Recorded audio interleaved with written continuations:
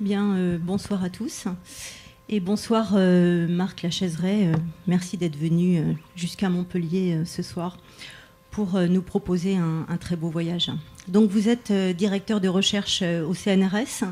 Vous êtes un ancien de la rue d'Ulm, docteur S-Sciences et éminent spécialiste des questions de cosmologie, de physique théorique, spécialiste des questions d'espace et de temps. Et le temps, justement, c'est ça qui va nous intéresser ce soir au plus haut point. Alors, quand on parle du temps,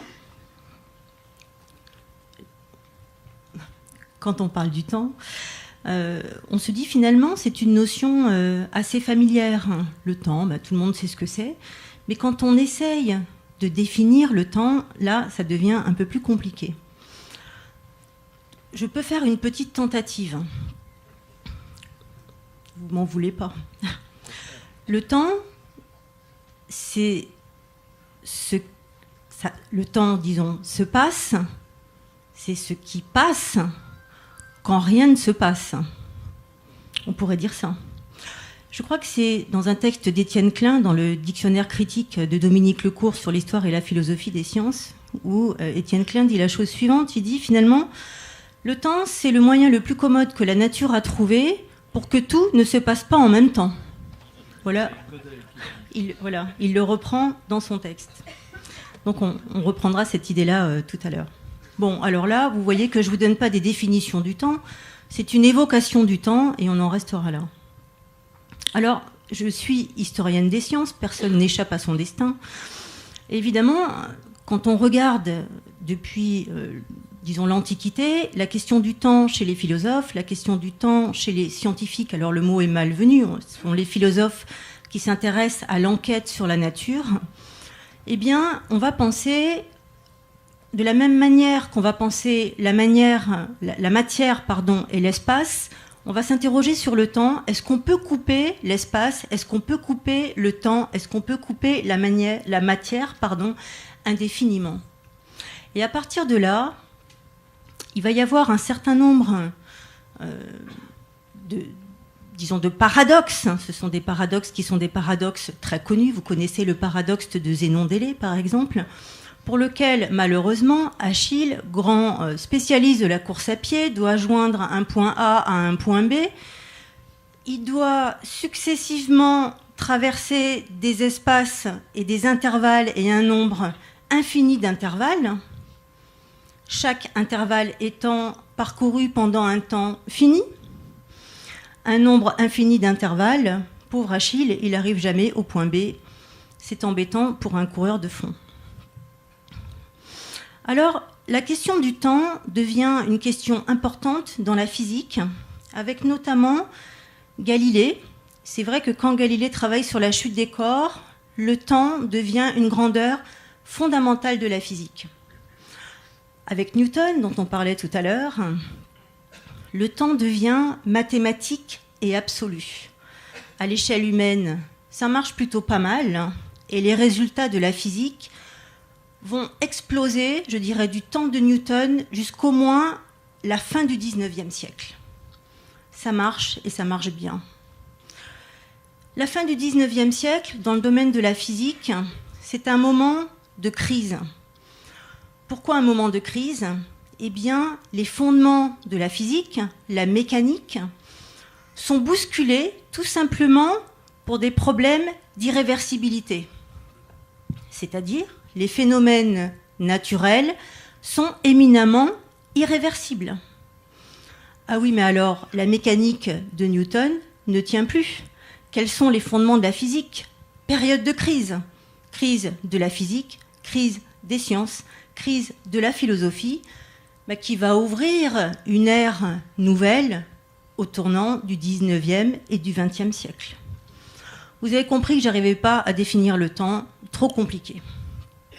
Par contre, il y a une chose dont je suis beaucoup plus certaine, c'est voyager dans le temps. Vous êtes d'accord avec moi que voyager dans le temps, c'est facile. C'est facile, mais pour cela, allez au cinéma et vous verrez qu'on peut faire un voyage dans le temps de manière évidente. Alors, sans aller chercher trop loin, dans les films assez récents. Voyez par exemple ce film de Lovski, vous savez, Noémie, je crois, le prénom. Noémie Lovski propose un film qui s'appelle Camille redouble. Et son héroïne, Camille, est transportée dans le temps. Et là, elle doit reconstruire sa propre histoire dont elle connaît déjà la fin. Pensez à un autre film, je pense au dernier film, ou peut-être l'avant-dernier film de Woody Allen, Minuit à Paris. Et Woody Allen convoque des personnalités du passé de manière à ce qu'elles soient toutes présentes au même moment. C'est ainsi qu'on croise Picasso, Buñuel, Man Ray, etc., etc. Alors, évidemment, la super production de Nolan, vous avez peut-être vu Interstellar ces derniers temps, nous interpelle autrement. Woody Allen, Lovski avec Camille redouble, eh bien, c'est facile de voyager avec eux, puisque de toute façon, on va faire appel à notre imagination. Faisons le voyage avec eux. Avec Interstellar, c'est un peu différent. La situation est plus délicate. On ne fait pas appel à notre imagination, mais on nous propose une rhétorique scientifique dont on peut peut-être faire quelque chose, je ne le sais pas. Alors que Marc Lachaiseray, vous avez publié un ouvrage donc, qui s'appelle « Voyager dans le temps, la physique moderne, temporalité ». Physique moderne et temporalité, c'est publié chez Seuil en 2013. Et la question que je me pose, c'est finalement, qu'est-ce que la physique contemporaine apporte sur les voyages dans le temps? Des notions nouvelles ou pas? Au-delà de ça, la question que je me pose vraiment, c'est est-ce que, tout à coup, les physiciens seraient d'accord avec les artistes pour proposer des scénarios considérés comme improbables, étonnants, surprenants? Y aurait-il un accord désormais? Alors, je propose qu'on commence ce voyage dans le temps. À vous de nous donner quelques réponses là-dessus. Bon voyage à tous. Merci.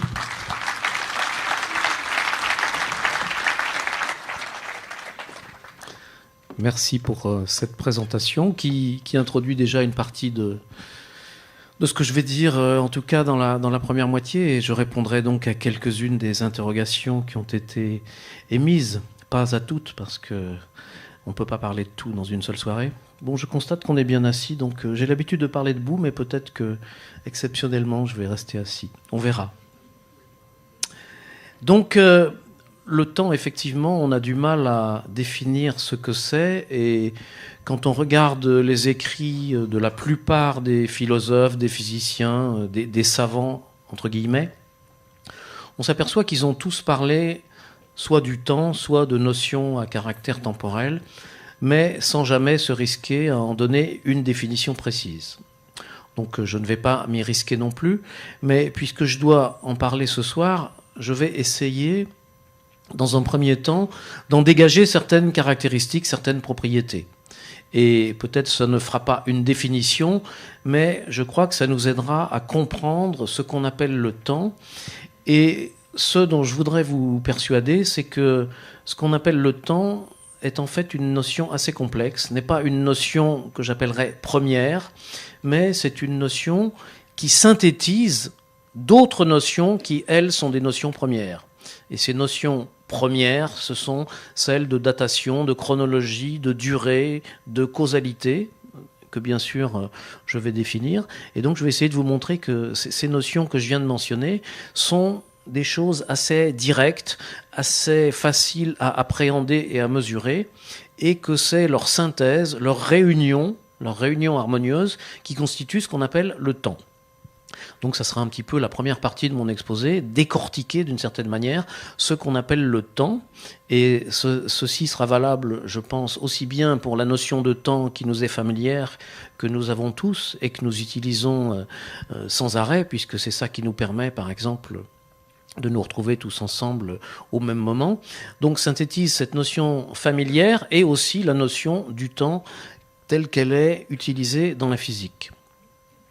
Et puis, ce que je vais vous montrer ensuite, ce dont je vais essayer de vous convaincre, c'est que les observations du monde et les expériences sur le monde que pratiquent les physiciens, qu'ont pratiqué les physiciens, disons, depuis le 19e siècle et qu'ils continuent à pratiquer aujourd'hui, nous ont montré que, en fait, cette notion de temps, telle que donc je vais peut-être pas la définir mais la caractériser, eh bien, elle est donc incompatible avec ce qui se passe dans la nature. Autrement dit, l'observation, l'expérience nous ont montré que le temps, tel que j'essaye de le caractériser, ne peut pas exister dans la nature. Et ceci s'est manifesté comme une crise très profonde chez les physiciens, une crise essentiellement qui s'est développée au XIXe siècle. Ce n'est pas tout à fait la même crise que celle dont vous a parlé Muriel tout à l'heure à propos de l'irréversibilité. Bien entendu, elle est liée, mais c'est un autre aspect. Et cette crise a donné lieu à la naissance des théories relativistes d'Einstein, des théories de la relativité d'Albert Einstein. D'abord en 1905, théorie de la relativité restreinte, puis 10 ans plus tard, la théorie de la relativité générale. Et ce qu'il faut comprendre, c'est que cette impossibilité d'existence du temps, dont je vais vous parler, et dont je vais essayer de vous expliquer ce que ça veut dire, ça n'est pas une conséquence de la théorie d'Einstein, c'est pas un postulat qu'a posé Einstein, mais en fait, Einstein a construit cette théorie de la relativité pour prendre en compte cette impossibilité d'existence du temps qui se manifestait finalement comme un phénomène de la nature. Alors, quand on regarde les choses du point de vue de l'historien des sciences, eh bien, on s'aperçoit que c'est d'une certaine manière assez curieux, puisque la physique moderne prend naissance, à mon avis, enfin on peut discuter de quand date la naissance de la physique moderne, mais j'aurais tendance à la dater XVIIe siècle avec Galilée et Newton. Et précisément, cette naissance de la physique moderne, telle qu'elle s'est développée d'une manière assez fulgurante à partir de ce moment-là, eh bien, elle coïncide avec l'introduction du temps. Avec l'introduction du temps, d'une manière relativement non formelle par Galilée, reprise ensuite par Newton d'une manière plus formelle, comme on nous l'a dit tout à l'heure, puisque ce que Newton énonce dans ses Principia, qu'il publie en 1687, et qui donc, je répète, fonde la physique, c'est l'existence d'un cadre bien précis pour la physique et d'un cadre qui se constitue de l'espace et du temps, de l'espace physique et du temps physique. Et l'espace physique et le temps physique, c'est quelque chose qui n'existait pas jusqu'à maintenant dans la physique, ou qui en tout cas n'était pas défini d'une manière précise et formelle. Donc Newton fonde cette physique moderne en énonçant qu'il y a un cadre, l'espace et le temps, et en le mathématisant, c'est-à-dire en décrivant l'espace physique par un espace géométrique, la géométrie d'Euclide, et en décrivant le temps physique par une sorte de géométrie du temps, la ligne du temps, comme on a l'habitude de cela représenter. Vous pouvez penser à un calendrier dans lequel les jours seraient tous à la queue leu-leu, ou même les minutes, les secondes. Alors en général, on représente plutôt le temps par le cadran d'une aiguille, mais vous vous rendez bien compte que l'aiguille fait des tours, des tours, des tours, et si on déroulait tout ça, ça donnerait une ligne, la ligne du temps. Et finalement, les valeurs possibles du temps chez Newton, ce sont tous les nombres que les mathématiciens appellent les nombres réels, et on sait très bien que ces nombres réels sont en correspondance avec les points de la droite. C'est pour ça que souvent on parle de la droite temporelle, où chaque point de la droite correspond à un instant du temps. Tout ça pour dire que Newton donc introduit l'espace et le temps dans la physique, et en même temps il les mathématise, il les géométrise, et c'est ça qui va permettre tout le développement et tous les succès de cette physique à partir donc du XVIIe siècle jusqu'à au moins au XXe siècle. Et comme ça a été dit aussi tout à l'heure, cette physique a rencontré succès après succès, donc c'est un monument bien fondé et qui fonctionne sans accroc, disons, jusqu'à la fin du XIXe siècle.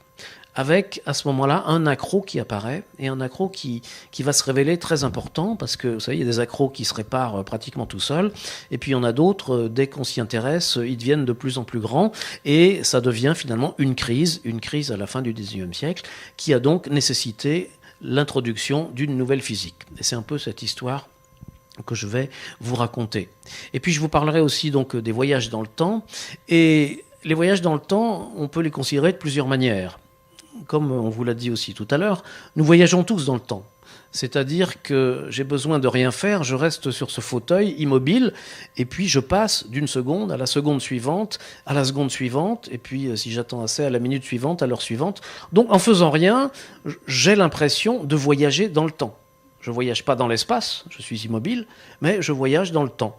Donc il suffit de rien faire et je voyage dans le temps, mais avec la limitation que ce voyage m'est totalement imposé, je n'ai aucun moyen de le contrôler. C'est-à-dire, je ne peux pas avancer plus vite dans le temps, ou je ne peux pas remonter à une seconde qui est dans mon passé.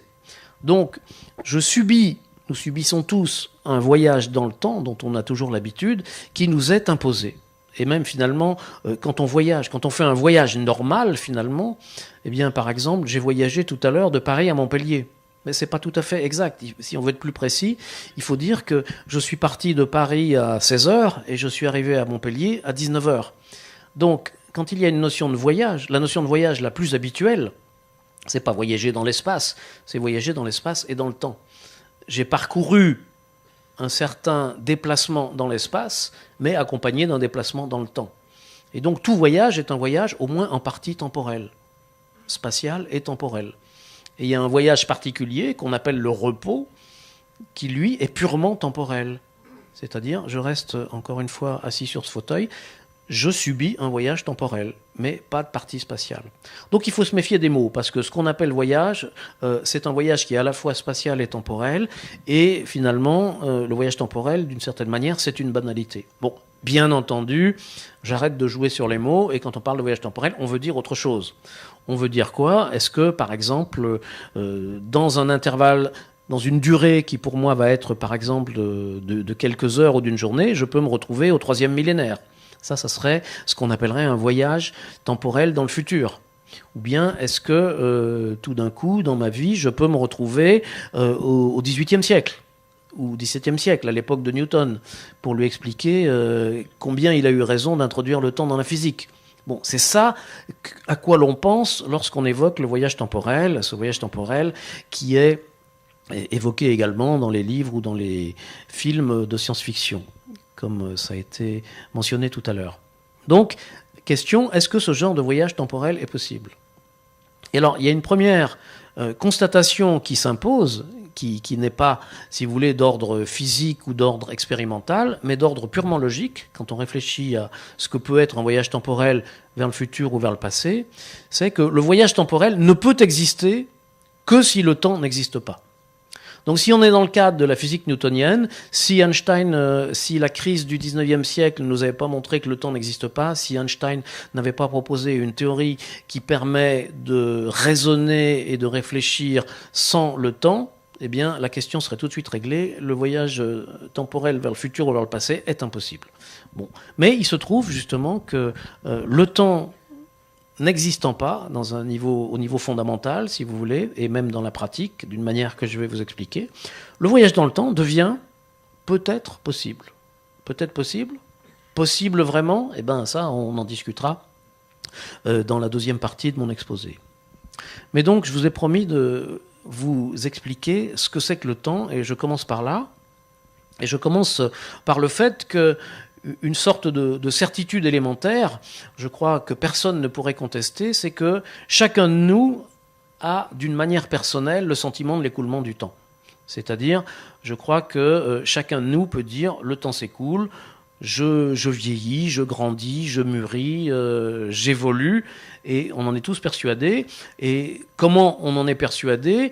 Eh bien, par exemple, moi j'en suis persuadé parce que je me souviens que hier j'étais à Paris, par exemple. Et je me souviens que hier j'ai été dans une boulangerie acheter du pain, par exemple. Je me souviens que hier j'ai été à l'université pour assister à un séminaire. Donc je me souviens que j'ai vécu ça dans mon passé.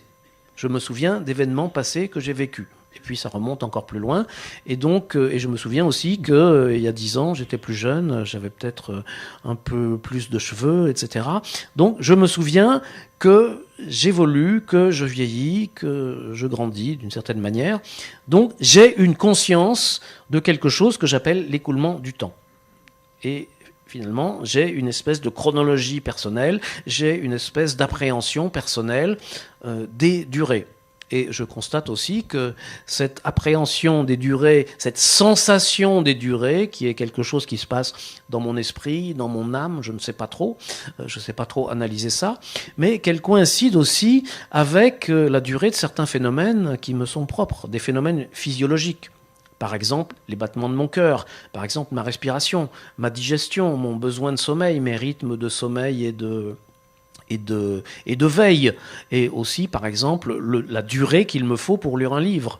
Je sais que si je veux lire un livre de 150 pages, il me faut 3 heures, et ça coïncide avec le temps que je ressens. Donc il y a un temps que je ressens, et puis un temps au moins physiologique, et je sens bien qu'il y a derrière de la chimie, de la physique, et il y a une coïncidence entre tout ça, et donc il n'y a pas de doute, à mon échelle personnelle, en ce qui me concerne personnellement, je peux parler de l'écoulement du temps. Ça ne veut pas dire que c'est pas parce que le temps s'écoule pour moi que nécessairement il s'écoule pour vous, que nécessairement il s'écoule pour ce verre ou pour tel objet. Mais en tout cas, pour moi-même, j'en suis persuadé. Et puis finalement, comme je discute avec mes semblables, et je m'aperçois que pour chacun de vous c'est la même chose, on a tous ces sentiments de l'écoulement du temps. Alors effectivement, pourquoi ne pas penser que tous ces écoulements du temps qui nous sont personnels, c'est finalement l'écoulement d'un temps qui serait commun à tout le monde et qui se manifeste sur chacun de nous.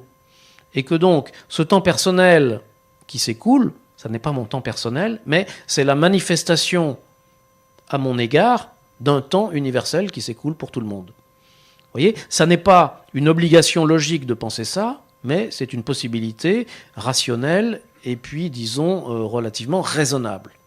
Et c'est ça que Newton a fait. Ce que Newton a fait, c'est qu'il a postulé, je dis bien c'est un postulat, c'est une hypothèse, l'existence d'un temps universel qui s'écoule pour tout le monde, pour tous les objets, dans tout l'univers. Et c'est une hypothèse très forte, il faut bien s'en rendre compte. Parce que ça veut dire que, par exemple, si je dis en ce moment il est 21h ici, dans l'hypothèse newtonienne, dans la conception newtonienne du temps universel, ça veut dire il est en ce moment 21h dans la planète Mars, sur la planète Mars. Il est 21h dans la galaxie d'Andromède. Il est 21h à l'autre bout de l'univers. C'est quelque chose qui est très fort finalement et qu'on ne peut pas vérifier. Et bien entendu, qu'est-ce que ça voudrait dire de vérifier s'il est 21h ou non en ce moment dans la galaxie d'Andromède? Ça n'a pas vraiment, à première vue, de sens physique concret parce qu'on ne peut pas le vérifier. Mais Newton dit, oui, ça a un sens, peut-être qu'on ne peut pas le vérifier, mais je postule que les choses sont comme ça. Je postule l'existence d'un temps universel qui se manifeste sur tous les objets, sur tous les systèmes physiques, y compris nous-mêmes, et cette impression que nous avons du temps qui s'écoule pour nous, ça n'est encore une fois que l'impression de ce temps universel qui s'applique à nous. Et appliqué à nous, c'est ce temps que j'ai l'impression qui m'est personnel. Bon, très bien, voilà le temps universel de Newton. Ça n'est pas une définition, mais c'est quelque chose. Newton lui-même n'en a pas donné de définition, il a simplement dit il s'écoule de manière absolue, toujours égal à lui-même, toujours le même en tous les points de l'univers, universel, mais il n'en a pas donné de définition. Et donc, moi, sans vraiment en donner une définition, je vais essayer de le décortiquer en dégageant des notions qui sont liées à la notion temporelle, mais qui sont chacune un peu plus spécifiques et un peu plus précises, et ensuite à vous suggérer que ce qu'on appelle le temps, c'est la réunion de ces notions. Première notion, la notion de chronologie. La notion de chronologie, elle s'applique aux événements. Vous savez tous ce que c'est qu'un événement, c'est quelque chose qui, dans la conception normale, se produit à un endroit donné et à un instant donné. Quand le train arrive dans la gare de Montpellier, c'est un événement parce que c'est un endroit bien précis, la gare, et à une heure bien précise, 19h34. Quand je rentre dans cette salle, c'est un événement parce que l'endroit est précis, c'est l'endroit justement, la salle, et l'heure c'est 20h30. D'accord ? Ça, c'est un événement. Si une étoile explose dans l'univers quelque part, c'est un événement. Si une comète s'écrase sur la planète Jupiter, c'est un événement. Voilà des événements. Et ce que dit la datation, qui fait partie des propriétés du temps newtonien, c'est que chaque événement a une date. Bon, ça paraît évident. Chaque événement a une date, c'est quelque chose auquel on est tous habitués. c'est pas forcé que je la connaisse, c'est même pas forcé que je puisse la connaître, parce que si une supernova explose quelque part dans l'univers, bon, je vois la supernova, je la vois en ce moment, mais je sais très bien que l'explosion s'est produite longtemps avant, parce que la lumière de l'explosion a mis du temps pour m'arriver. Donc je ne sais pas la date de l'explosion, a priori. Bon, les astronomes essayent d'inventer des tas de moyens pour reconstituer cette date, mais je suis convaincu qu'il y en a une, et Newton me dit qu'il y en a une. Qu'est-ce que c'est que la datation? Donc, c'est un processus qui associe à chaque événement une date, c'est-à-dire un nombre.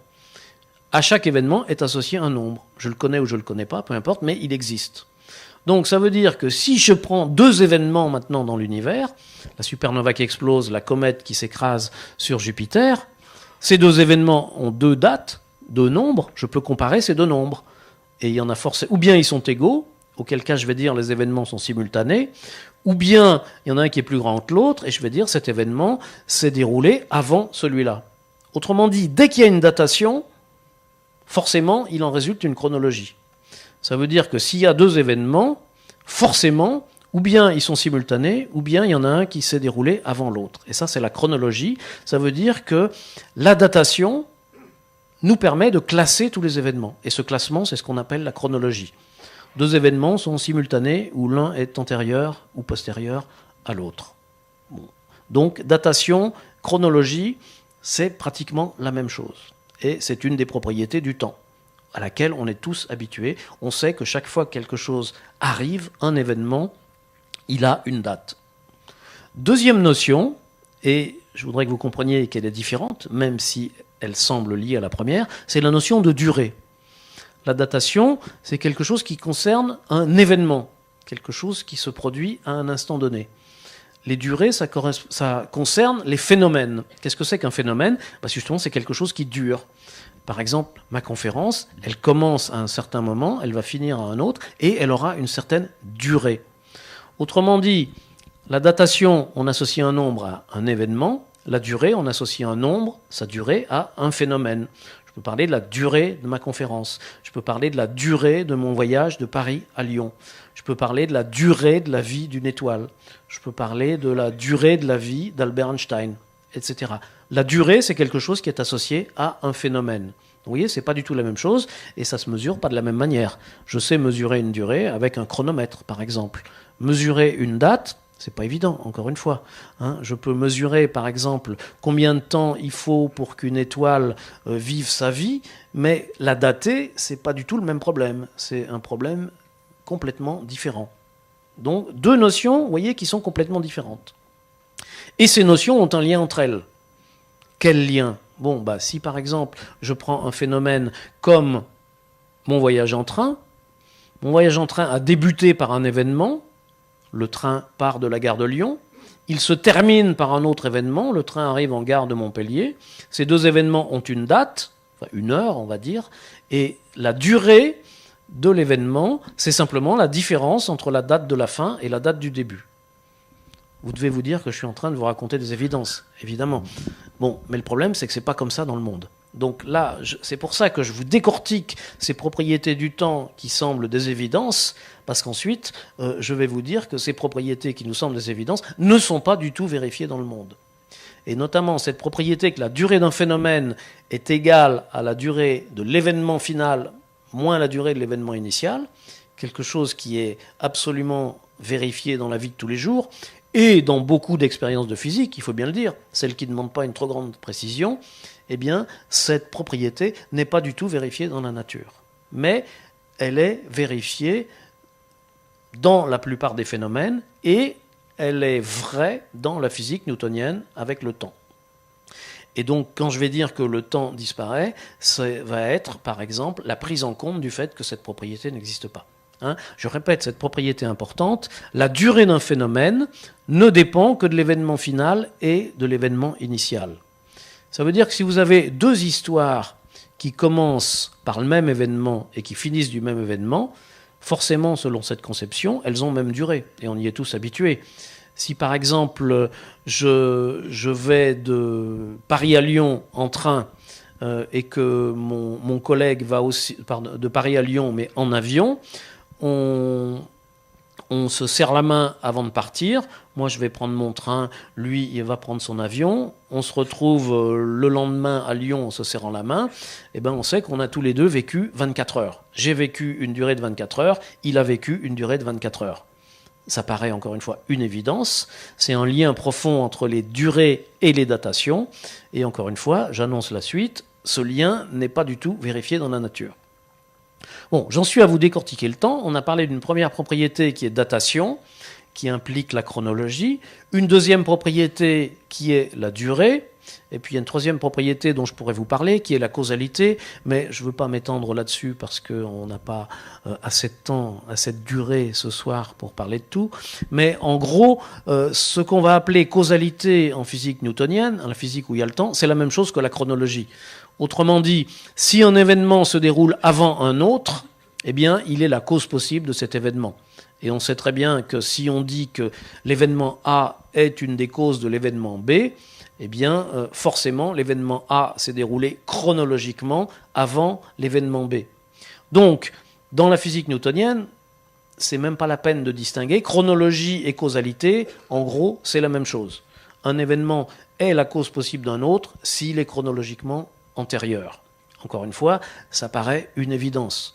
Chronologie égale causalité. Pourtant, vous voyez bien que du point de vue philosophique, si on analyse les choses, c'est pas tout à fait la même chose. Il se trouve que ça coïncide, mais c'est pas tout à fait la même manière de définir chronologie et causalité. Et justement, on va s'apercevoir que cette relation, qui est même une identité, disparaît dans la physique telle qu'on peut l'observer. Donc je résume, je m'arrête là pour le temps. Propriété de datation, propriété de durée, propriété de chronologie, qui est la même que la datation, et probabilité de causalité. Et je vous ai montré les liens très étroits entre toutes ces notions. Et ce que je suggère, c'est que ce qu'on appelle le temps, c'est en fait la prise en compte simultanée de toutes ces notions, c'est-à-dire à partir de ces notions que je qualifie de notions premières, parce qu'on peut mesurer une date par coïncidence, on peut mesurer une durée par coïncidence, on peut établir un lien de causalité, on peut déterminer si deux événements sont simultanés ou antérieurs, donc c'est des choses qu'on mesure, et ce qu'on appelle le temps, c'est finalement une notion qui va synthétiser, qui va rassembler ces notions premières qui, elles, sont en harmonie les unes avec les autres. Très bien. Bon, voilà ce que Newton a introduit dans la physique. Voilà aussi ce qui correspond à notre conception habituelle du temps, qui nous permet de nous retrouver ici, qui nous permet de synchroniser nos horloges, etc., etc. Et ce dont on s'est aperçu au XIXe siècle, et qui a été confirmé au XXIe siècle, et quand je dis qu'il a été confirmé, c'est pas qu'il y a eu 4 expériences qui l'ont confirmé, c'est que c'est confirmé des milliards et des milliards de fois, chaque jour depuis un siècle, par des expériences d'astronomie, de physique spatiale, de physique des particules, etc. Il n'y a aucun doute sur ce que je vais vous dire. Ça n'est pas du tout quelque chose qui, encore une fois, dépendrait de telle ou telle théorie, c'est quelque chose qui est constaté. Eh bien, ce qu'on constate, c'est 3 choses. Premièrement, que la notion de datation n'existe pas dans la nature et ne peut pas exister. Je vais revenir là-dessus. Donc, il est impossible d'associer une date à chaque événement de manière cohérente. Si on essaye de le faire, on arrive à des absurdités. Donc, dans la physique d'aujourd'hui, alors tout ça, bien sûr, c'est lorsqu'on demande une certaine précision. Puisque lorsqu'on ne s'intéresse pas à des mesures de très grande précision, ça marche évidemment. Mais lorsqu'on s'intéresse à des grandes précisions, je vais préciser justement ce que ça veut dire, eh bien ça ne marche absolument pas. Et finalement, le début, le fondement de la relativité, des théories de la relativité en 1905, c'est lorsque Einstein a démontré, d'une certaine manière, qu'il était impossible de définir des datations.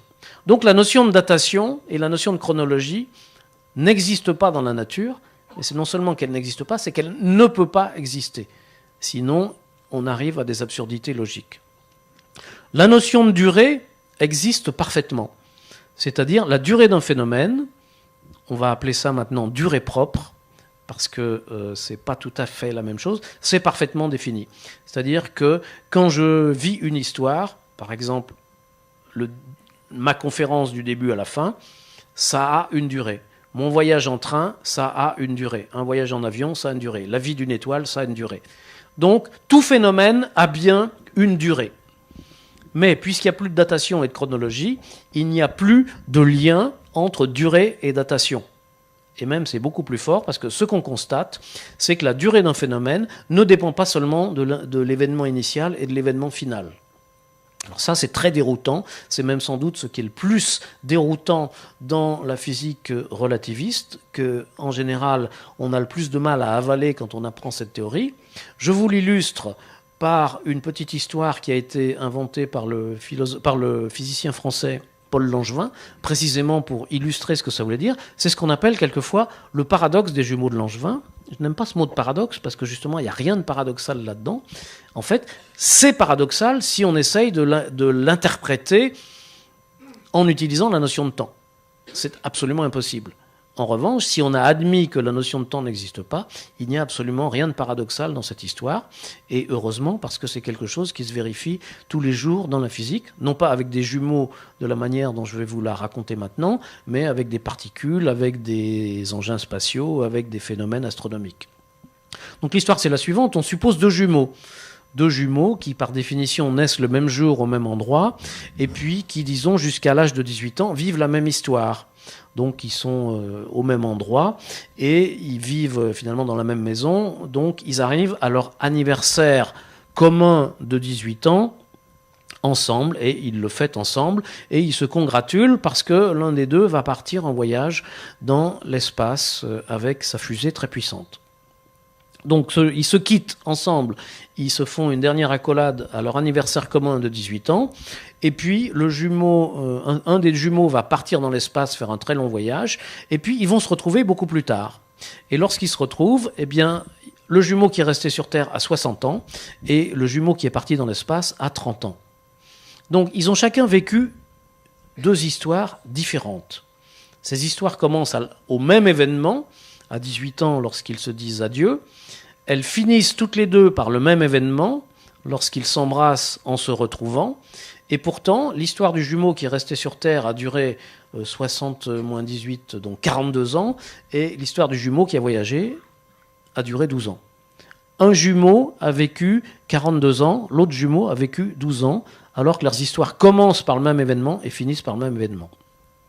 Alors, ça n'a jamais été fait avec des jumeaux, cette chose-là. Pourquoi ?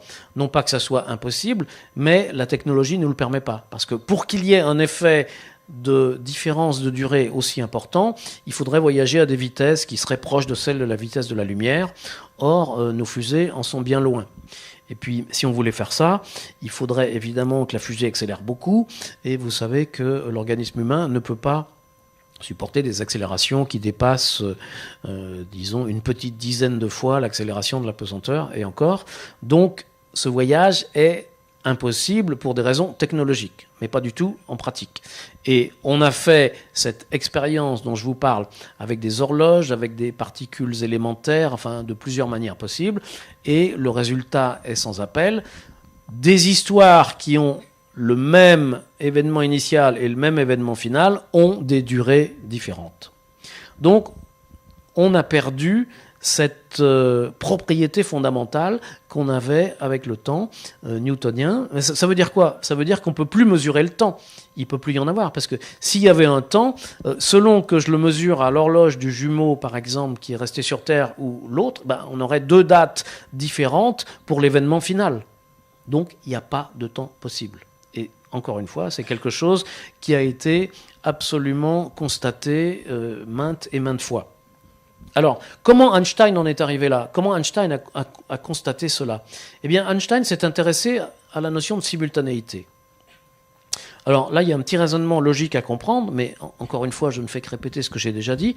S'il y a une datation, ça veut dire qu'on peut comparer deux événements, ou bien leurs dates sont identiques, ou bien non. Donc, ou bien ils sont simultanés, ou bien ils ne le sont pas. C'est ou l'un ou l'autre. Maintenant, ce qu'Einstein dit, c'est, en tenant compte de la vitesse de la lumière, etc., de tout ce qu'on connaît au XIXe siècle, essayons de déterminer si deux événements sont simultanés ou non. Et les physiciens savent très bien qu'il y a des procédures pour ça. En échangeant des signaux, enfin, il y a une procédure que justement on appelle la procédure d'Einstein, qui nous permet dans la vie courante de savoir si deux événements sont simultanés ou pas. Je ne vais pas vous la décrire, c'est un peu long, c'est un peu technique, mais elle est parfaitement au point. Et ce que montre Einstein, et ce qui a été vérifié ensuite un nombre innombrable de fois, c'est que si on considère deux événements bien précis, par exemple la supernova qui explose et la comète qui s'écrase sur Jupiter, j'applique l'expérience, le protocole, si vous voulez, expérimental, observationnel, qui me permet de répondre à la question est-ce que les deux événements sont simultanés ou non. Je trouve comme réponse oui, les événements sont simultanés. J'ai un collègue physicien qui fait le même protocole, qui applique le même protocole. Il va arriver à la réponse non, les événements ne sont pas simultanés, A s'est déroulé avant B. Et puis un troisième qui va faire exactement, qui va appliquer le même protocole, il va dire non, ils ne sont pas simultanés, B s'est déroulé avant A. Donc, nous sommes trois physiciens. Alors pour ça, il faut supposer qu'on n'est pas sur la même planète, par exemple. On effectue tous les trois la même expérience et on arrive à trois conclusions opposées, irréconciliables. Et la seule manière logique de s'en sortir, c'est de dire la question, les deux événements sont-ils simultanés ou non, n'a aucun sens, puisqu'on peut aussi bien y répondre oui ou non avec autant de légitimité. Je ne peux pas dire que j'ai plus raison que mon collègue qui est sur la planète Mars, ou sur la planète, ou sur une autre planète. Donc il n'y a pas moyen de donner une réponse à cette question. Cette question n'a pas de réponse, cette question n'a pas de sens. Et si la question de la simultanéité n'a pas de sens, ça veut dire qu'il ne peut pas y avoir de datation. Parce que s'il y avait une datation, les deux événements auraient une date, et il suffit de les comparer pour répondre oui ou non. Donc, on s'est aperçu expérimentalement, si vous voulez, observationnellement, et c'est Einstein qui, le premier, on s'en était rendu compte avant Einstein, mais c'est Einstein qui a le premier constaté l'implication de la chose, que la datation ne peut pas exister. Il est impossible d'imaginer qu'il y ait une datation, parce que si on avait une, elle nous dirait de manière univoque, oui ou non, les deux événements sont simultanés. Or, on peut montrer que cette question ne peut pas avoir de réponse univoque. Donc la datation n'existe pas. Les durées existent, on les mesure, et on s'est bien aperçu que la durée d'un phénomène ne dépendait pas uniquement de l'instant initial et de l'événement initial et de l'événement final. Et puis troisième chose, je ne vais pas en parler en détail maintenant, mais j'en parle dans le livre si ça vous intéresse, la notion de causalité existe aussi dans la physique einsteinienne, dans la physique relativiste, mais elle est complètement dissociée du temps. Elle n'a rien à voir avec ce qui existe, qui a un rapport avec le temps, c'est-à-dire les durées.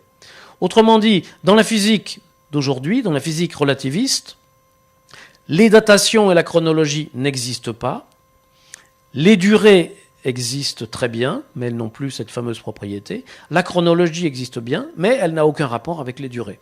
C'est-à-dire que parmi les notions fondatrices de la notion de temps, je vous les rappelle, datation, chronologie, durée et causalité, il y en a la moitié qui ont disparu. Les deux dernières subsistent, mais elles n'ont, premièrement, aucun lien entre elles.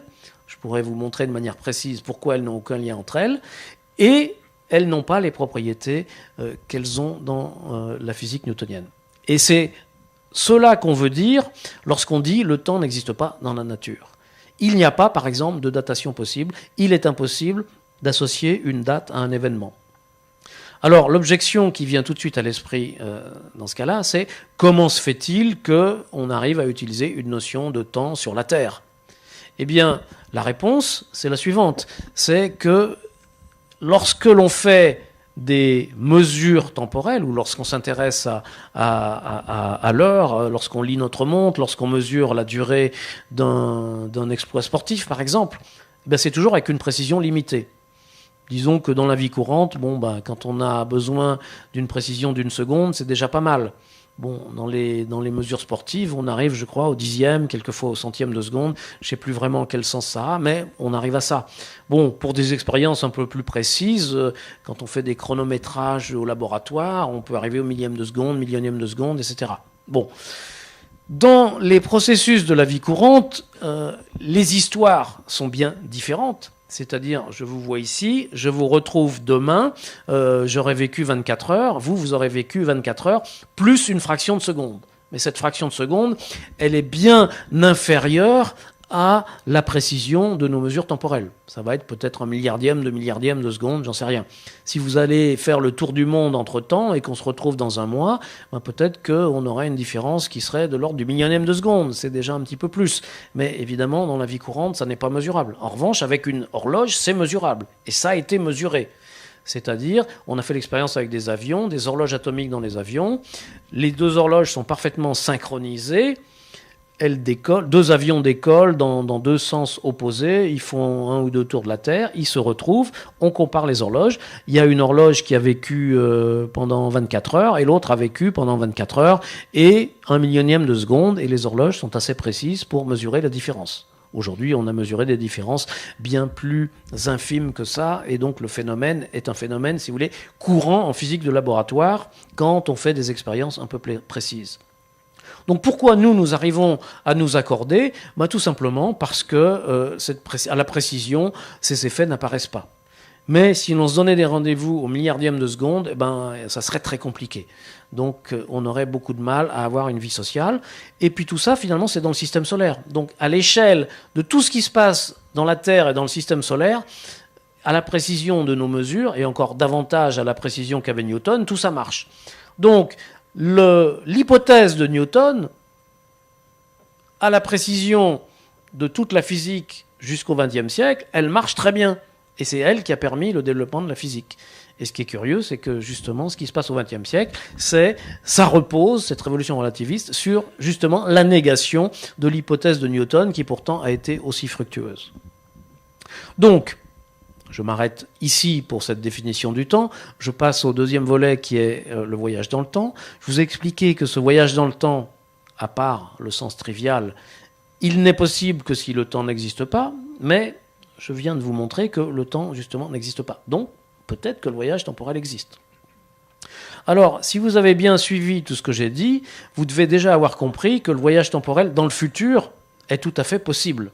Supposons que je veuille me retrouver, par exemple, au 30e millénaire, dans 1000 ans, sur la Terre, eh bien je pars voyager dans ma fusée très rapide et je m'arrange pour atterrir sur Terre à un moment où il sera écoulé 1000 ans sur Terre, et pour moi il sera écoulé 30 ans. Encore une fois, on n'a pas de fusée assez rapide pour le faire. Si on en avait, il est absolument certain que c'est tout à fait possible, c'est tout à fait banal, ça ne pose aucun problème de principe. On le fait sans arrêt, évidemment pas avec des décalages de 1000 ans, mais avec des décalages de quelques fractions de seconde.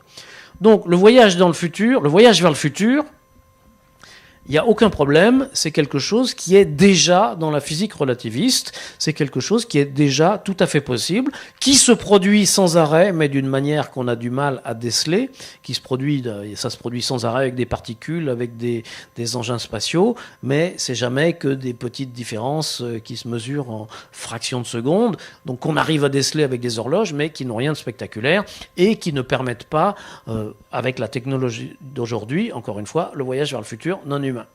Mais si demain on arrive à construire des fusées qui voyagent à des vitesses proches de celles de la lumière, il n'y a absolument rien d'impossible à ce que vous vous retrouviez de votre vivant en l'an 3000 sur Terre. C'est-à-dire que pour vous, ce sera écoulé, vous êtes le jumeau voyageur, pour vous s'écoule une durée de 30 ans, pour le jumeau sédentaire qui reste sur Terre, et pour la Terre elle-même, ce sera écoulé 1000 ans. Il n'y a absolument aucune impossibilité. Et j'insiste aussi sur le fait qu'il n'y a absolument aucune entorse à la logique là-dedans. Donc on peut appeler ça paradoxe si on veut, parce que ça heurte évidemment notre conception commune du temps, mais ça ne heurte pas du tout la logique. On peut explorer ça de toutes les manières. Évidemment, ça heurte l'idée qu'il existe le temps. C'est incompatible avec l'existence du temps. Mais de toute façon, l'existence du temps est incompatible avec les phénomènes de la physique. Donc le voyage dans le futur, vous avez bien compris que c'est une possibilité, c'est même une possibilité très banale, qui nous est interdite uniquement aujourd'hui pour des raisons techniques. De la même manière que si vous vouliez imaginer envoyer un homme dans la galaxie d'Andromède, il n'y a absolument aucun empêchement de principe il suffit d'envoyer une fusée et d'attendre assez longtemps, mais évidemment, le problème, c'est qu'on n'aura jamais assez de carburant pour mettre dans la fusée. Je ne sais pas, il faudrait toutes les ressources en énergie de la planète Terre pendant je ne sais pas combien de millénaires ou quelque chose comme ça. Donc c'est possible en principe, mais c'est impossible en pratique. Il y a des tas de choses comme ça. Bon, donc voilà, c'est acquis. Maintenant, on peut se demander, est-ce que le voyage dans le passé, vers le passé, est possible ou non ? Alors là, c'est beaucoup plus subtil, beaucoup plus intéressant, et c'est beaucoup plus intéressant parce que on a l'impression que là, ça pourrait engendrer un paradoxe. Le voyage dans le futur, il n'y a pas de paradoxe identifiable. Le voyage dans le passé, peut-être. Ce paradoxe, si vous êtes amateur de science-fiction, vous en avez tous entendu parler, c'est ce qu'on appelle quelquefois le paradoxe du grand-père. En 2 mots, je voyage dans le passé, je me retrouve un siècle en arrière, mon grand-père vient de naître, je prends mon gros revolver, je lui tire dessus, et mon grand-père meurt. Mais si mon grand-père meurt en bas âge, il n'a jamais pu donner naissance à mon père, qui n'a jamais pu donner naissance à moi-même, donc je n'existe pas, et je n'ai pas pu tuer mon grand-père. Mais si je n'ai pas tué mon grand-père, il existe. Donc mon père a pu naître également, et moi-même aussi. Et si j'existe, j'ai pu aller le tuer. Bon, bref, vous avez compris qu'il y a apparemment un paradoxe. Donc c'est très intéressant, si vous voulez, d'un point de vue philosophique, de se demander si le voyage vers le passé est possible ou non, parce que si jamais il s'avérait possible, ça devrait secouer pas mal la logique. Et on devrait se poser des questions. Alors, ce paradoxe, lui, il est indépendant de l'existence du temps ou pas. Pour le moment, je peux exprimer totalement cette notion de voyage vers le passé, telle qu'on la rencontre dans les récits de science-fiction, sans employer le mot temps, uniquement en parlant de la chronologie de la Terre, des durées sur Terre, etc. Donc, dans une physique où le temps n'existe pas, on peut, en tout cas, dans une première approche, imaginer le voyage vers le passé. Bon, maintenant, on a une théorie physique précise, qui est la théorie de la relativité. Est-ce que on peut, dans le cadre de cette théorie physique précise, qui nous dit donc que le temps n'existe pas, mais qu'il existe quelque chose qui s'appelle l'espace-temps, je ne veux pas rentrer dans les détails ce soir, mais en tout cas, on peut formaliser la notion de voyage temporel vers le passé. Sans le temps, encore une fois, mais tout à fait dans le sens que je viens d'évoquer et qui correspondrait à ce qu'on voit dans les bouquins de science-fiction. On peut l'évoquer et on peut se demander, est-ce que c'est possible ou pas ? Bon, la réponse, apparemment, c'est oui. Et on le sait depuis les années 1930, depuis qu'un grand physicien, logicien qui s'appelle Kurt Gödel a montré certaines solutions de la relativité générale qui se présentent sous forme de ce qu'on appelle un espace-temps. Et ces solutions, maintenant, on les appelle l'espace-temps de Gödel. Et des solutions dans lesquelles le voyage dans le passé est possible. Ce qui veut dire que un certain objet physique peut très bien, dans le cadre de ces solutions, remonter d'une certaine manière dans le passé et se retrouver à côté de sa version plus jeune de 10 ans, de 20 ans, de 100 ans, de 1000 ans, enfin j'en sais rien. Bon, ce qu'on veut a priori. Donc, au moins, selon les principes de la théorie, c'est possible. Et encore une fois, ça n'est possible que parce que le temps n'existe pas.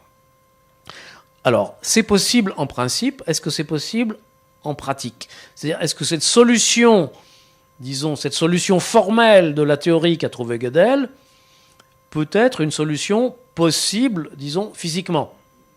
Alors, la première chose, c'est que depuis Gödel, on a trouvé d'autres solutions qui permettent le voyage dans le temps. Il y en a de plusieurs manières. Il y en a une dont vous avez peut-être entendu parler davantage, c'est ce qui utilise des trous de verre. Les trous de verre qui sont des configurations de l'espace-temps assez bizarres, assez spéciales, mais qui, selon la théorie, ne sont pas interdites. Et certaines de ces configurations pourraient permettre un voyage temporel de la manière que je viens d'évoquer. Bon, encore une fois, donc, il y a toute une panoplie de solutions possibles de la théorie qui permettrait le voyage temporel. Première question, c'est toujours la même question, mais est-ce que ces solutions possibles en principe sont possibles en pratique ? Et puis deuxième question, je vais les prendre l'une après l'autre. Est-ce que si quelque chose comme ça se produit, ça engendre des paradoxes logiques, ça engendre des entorses à la logique? Auquel cas, il faudra s'inquiéter. Alors, première question, est-ce que c'est possible? Eh bien, les avis sont divisés. Chez les physiciens, il y a à peu près toutes les positions. Il y a des gens qui pensent non, c'est impossible. Un exemple, c'est Stephen Hawking. Stephen Hawking qui a dit, pour le moment, ce sont des solutions qui semblent possibles en relativité générale. Rien ne les interdit. Moi, Hawking, je vais faire une conjecture qu'on appelle la conjecture de protection chronologique. Et cette conjecture dit, il existe des lois physiques que nous n'avons pas encore découvertes, mais qui disent que ce genre de choses est impossible. Donc, c'est une conjecture, elle n'est pas démontrée, et donc, la position de Hawking, c'est de dire, il doit y avoir des lois physiques, on ne les a pas encore trouvées, mais on les trouvera peut-être un jour, qui nous disent que c'est impossible dans la pratique. Donc, ce n'est pas vraiment la peine de s'en occuper. Mais le même Hawking dit en même temps, oui, mais finalement, même si c'est impossible, ça peut être intéressant de les examiner parce que ça nous permet de réfléchir sur la nature de l'espace-temps et tout. Donc, vous voyez, un petit peu un double langage, mais il a raison, c'est intéressant. Et il y a d'autres physiciens qui disent, non, finalement, puisqu'on n'a encore trouvé aucune loi, eh bien, on peut partir du principe que tout ce qui n'est pas interdit est autorisé. Hein, c'est une manière de voir la vie qui est finalement assez sympathique. Donc, examinons ces solutions, examinons plus en détail. Le problème, c'est que ça fait intervenir des problèmes, des questions de physique qui sont très très difficiles et que donc tous ceux qui travaillent encore sur ces questions, personne n'est arrivé à une conclusion définitive. C'est-à-dire qu'il y a des théorèmes qui disent ça ne marche pas dans certaines circonstances, ça pourrait marcher dans d'autres, mais il n'y a pas de conclusion définitive. Donc, si vous voulez, dans la théorie de la relativité, il y a en principe des situations, je vous dis tout de suite, c'est des situations très très bizarres, très très exotiques, mais qui pourraient permettre le voyage dans le temps. Et sur la question de savoir si ces solutions, finalement, sont réalistes ou non réalistes, eh bien, les avis sont partagés. Il n'y a pas de conclusion définitive. Donc, examinons la chose, puisqu'elle n'est pas encore démontrée impossible, dans une certaine mesure, elle est possible. Alors, qu'est-ce qui se passe? Si je vais dans le passé et que je tue mon grand-père, il y a un paradoxe logique. Ah, bon, c'est compliqué. Alors, ce qu'on pourrait dire, c'est, eh bien, si je vais dans le passé, il y a quelque chose qui va m'empêcher de tuer mon grand-père. Il y a quelque chose qui va m'empêcher de tuer mon grand-père. Peut-être, après tout, parce que la situation est tellement compliquée qu'on a du mal à formuler exactement ce qui se passe, et peut-être que dans les lois qu'on n'a pas découvertes, dans les contraintes qui vont résulter de cette configuration bizarre de l'espace-temps, il y a quelque chose qui va m'empêcher de tuer mon grand-père. Ah oui, mais alors, nous disent les philosophes, ça pose le problème du libre arbitre. Parce que si je suis là en face de mon grand-père, j'ai le revolver, si quelque chose m'empêche de le tuer, ça veut dire que je n'ai pas mon libre arbitre. Ça pose un problème qui dépasse apparemment le cadre de la physique. Alors les physiciens qui travaillent là-dessus en sont bien conscients. Ils ont dit le problème du libre arbitre, c'est un problème dont les philosophes discutent depuis des millénaires et ils ne l'ont pas résolu. C'est pas nous, peut-être physiciens, qui allons le résoudre. Et l'astuce a été trouvée par un physicien russe qui s'appelle Igor Novikov. Et il a réussi à reformuler le problème en faisant abstraction du libre arbitre. Et qu'est-ce qu'il a imaginé? Il a imaginé une situation où le voyage dans le temps est possible. Imaginons par exemple un trou de verre, et on peut imaginer le trou de verre, un petit peu de manière descriptive, comme une sorte de tunnel qui mènerait vers le passé. Et on imagine des boules de billard. Donc on imagine une boule de billard qui va prendre ce tunnel temporel, qui la ramène vers le passé, et qui va revenir dans le passé sur la même table de billard, et qui va se heurter elle-même. Et on va imaginer qu'elle se heurte elle-même, et que le choc va empêcher la boule qui était sur le point de rentrer dans le tunnel, de rentrer dans le tunnel. Donc elle ne rentre pas dans le tunnel. Mais si elle ne rentre pas dans le tunnel, elle ne revient pas dans le passé, se heurter elle-même. Mais si elle ne se heurte pas elle-même, elle peut rentrer dans le tunnel. Vous voyez, c'est une certaine forme du paradoxe du grand-père qui est posé dans des termes physiques, mais qui va évacuer les problèmes de libre arbitre, etc. Parce qu'une boule de billard, jusqu'à nouvel ordre, n'a pas de libre arbitre. Donc ne se pose pas à elle des problèmes de conscience, de volonté, de libre arbitre précisément. Donc Novikov s'est intéressé à ce problème et il a essayé de imaginer une configuration de les équations de la relativité générale, de faire ce problème proprement. Et il s'est aperçu d'une chose rassurante, c'est que si effectivement la boule prend le tunnel et qu'elle revient dans le passé et qu'elle se heurte elle-même, eh bien quand on fait les calculs, c'est précisément le choc qui va envoyer la boule dans le tunnel et non pas qui l'écarte du tunnel. Donc tout va bien. Tout va bien, on appelle ça finalement le principe de consistance. C'est-à-dire que quand il y a voyage temporel, dans les situations qu'on arrive à peu près à analyser, tout se passe de manière cohérente, tout se passe de manière consistante. On appelle ça le principe de cohérence ou le principe de consistance. On utilise les deux appellations.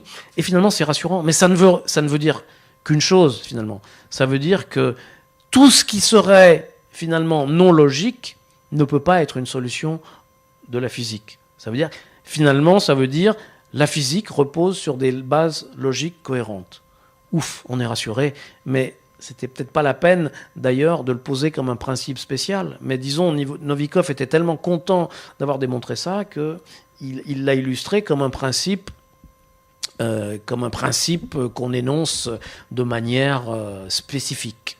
Très bien, principe de cohérence qui nous rassure. S'il y a un voyage temporel, peut-être que c'est possible, comme je vous l'ai dit, il n'y a pas violation de la logique. Mais, bon, si c'est moi qui fais le voyage temporel, ça veut dire qu'il doit y avoir quelque chose, le principe cohérence dit que quoi qu'il arrive, je ne pourrai pas tuer mon grand-père. Il y a quelque chose qui m'en empêche. Qu'est-ce qui m'en empêche ? Bon, on peut imaginer des tas de choses.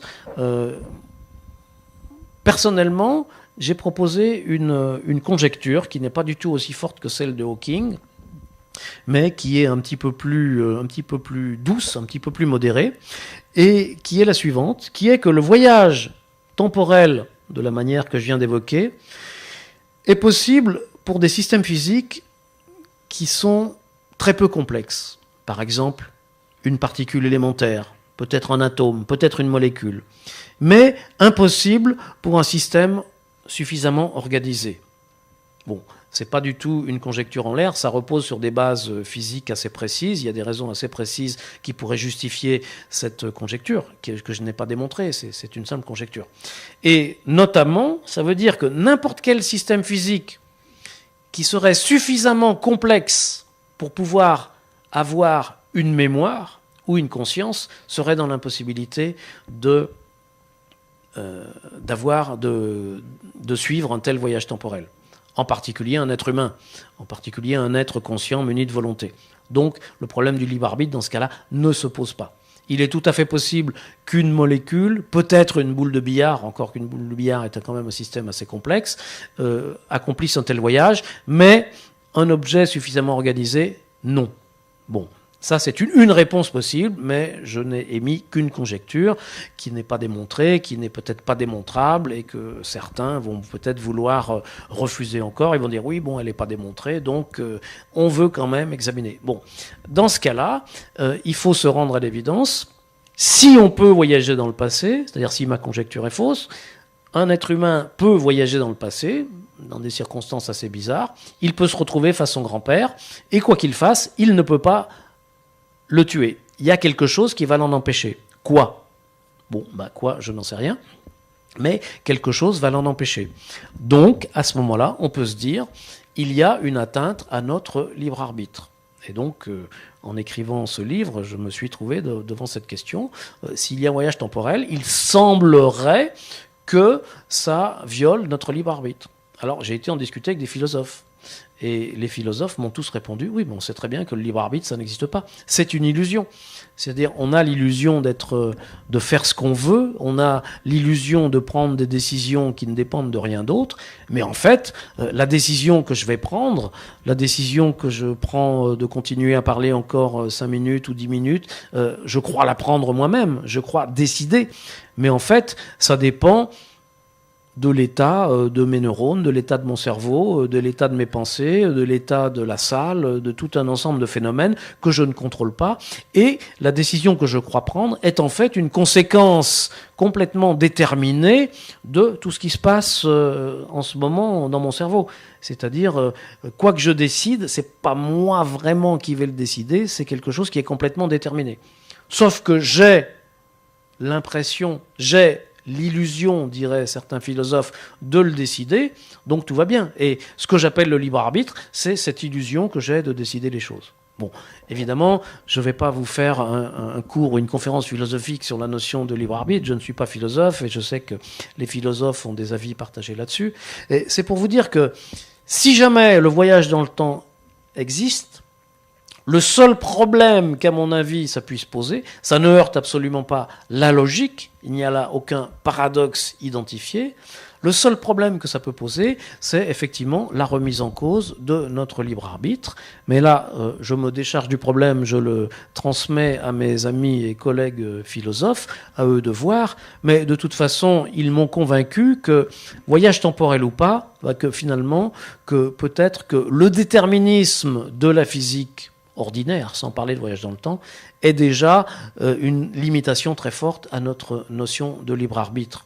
C'est-à-dire qu'on croit prendre des décisions, mais peut-être qu'on ne les prend pas vraiment, qu'elles sont totalement déterminées par l'état de notre esprit, disons, à un instant donné. Et les philosophes qui ont beaucoup déjà discuté de ces choses-là disent que ce n'est pas du tout contradictoire. On peut très bien définir le libre arbitre, finalement, non pas comme la faculté de prendre une décision librement, mais tout simplement comme l'impression que nous avons de prendre librement nos décisions. Bon, j'arrête là ce débat, et puis je vais même arrêter là ma conférence de ce soir, parce que je crois que j'en ai assez dit. Merci.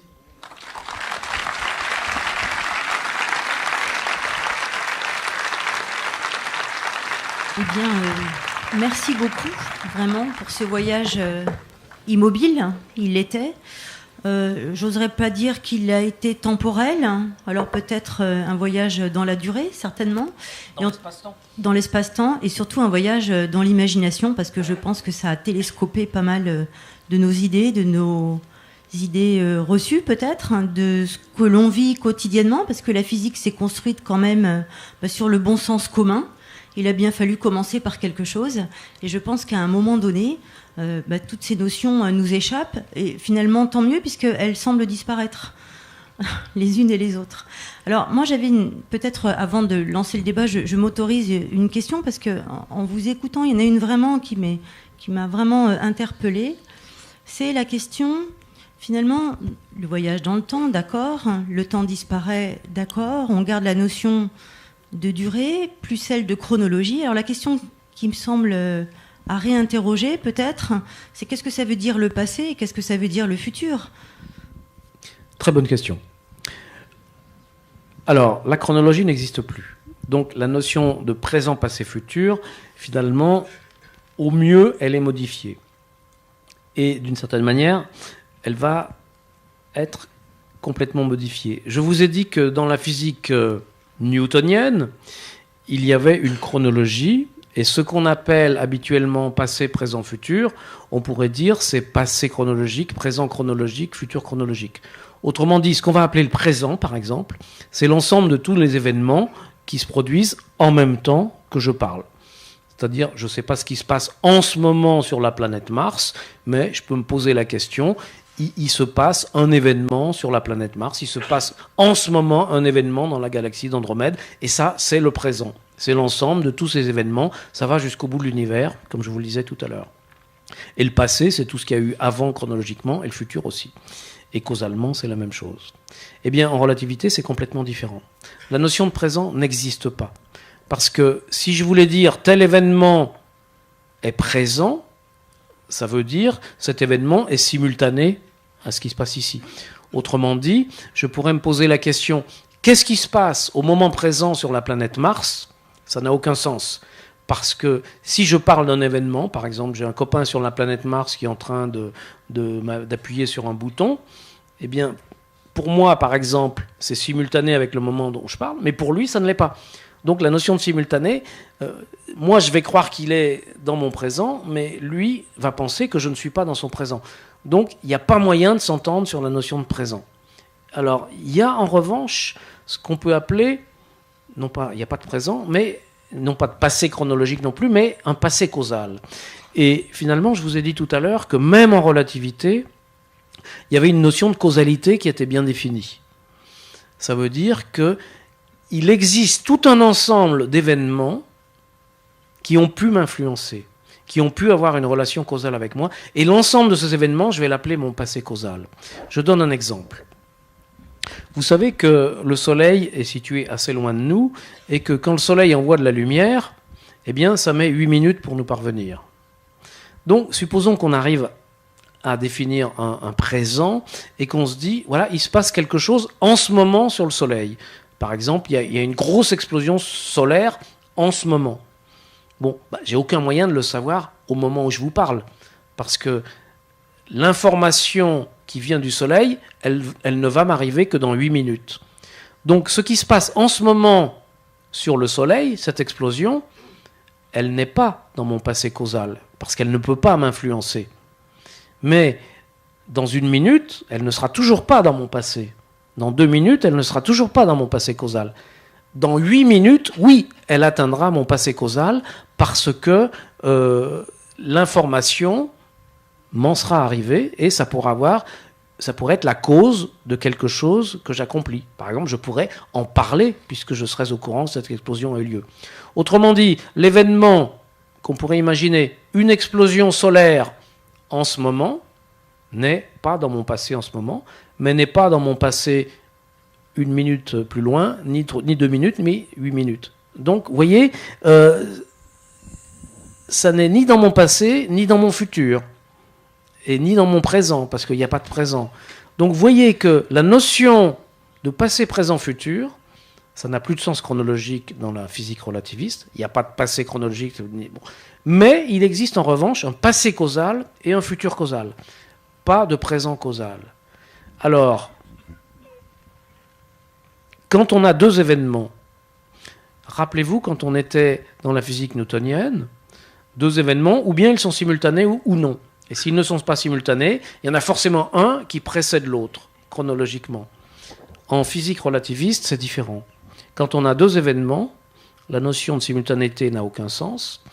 Il est possible que l'un soit dans le passé causal de l'autre, il est possible qu'il soit dans son futur causal, mais il y a une 3e possibilité qui est qu'ils n'ont entre eux aucune relation causale. Si par exemple il y a une explosion sur le Soleil en ce moment, ça n'a aucune relation causale avec moi, parce que l'explosion qui a lieu sur le Soleil en ce moment ne peut pas influencer ce que je dis.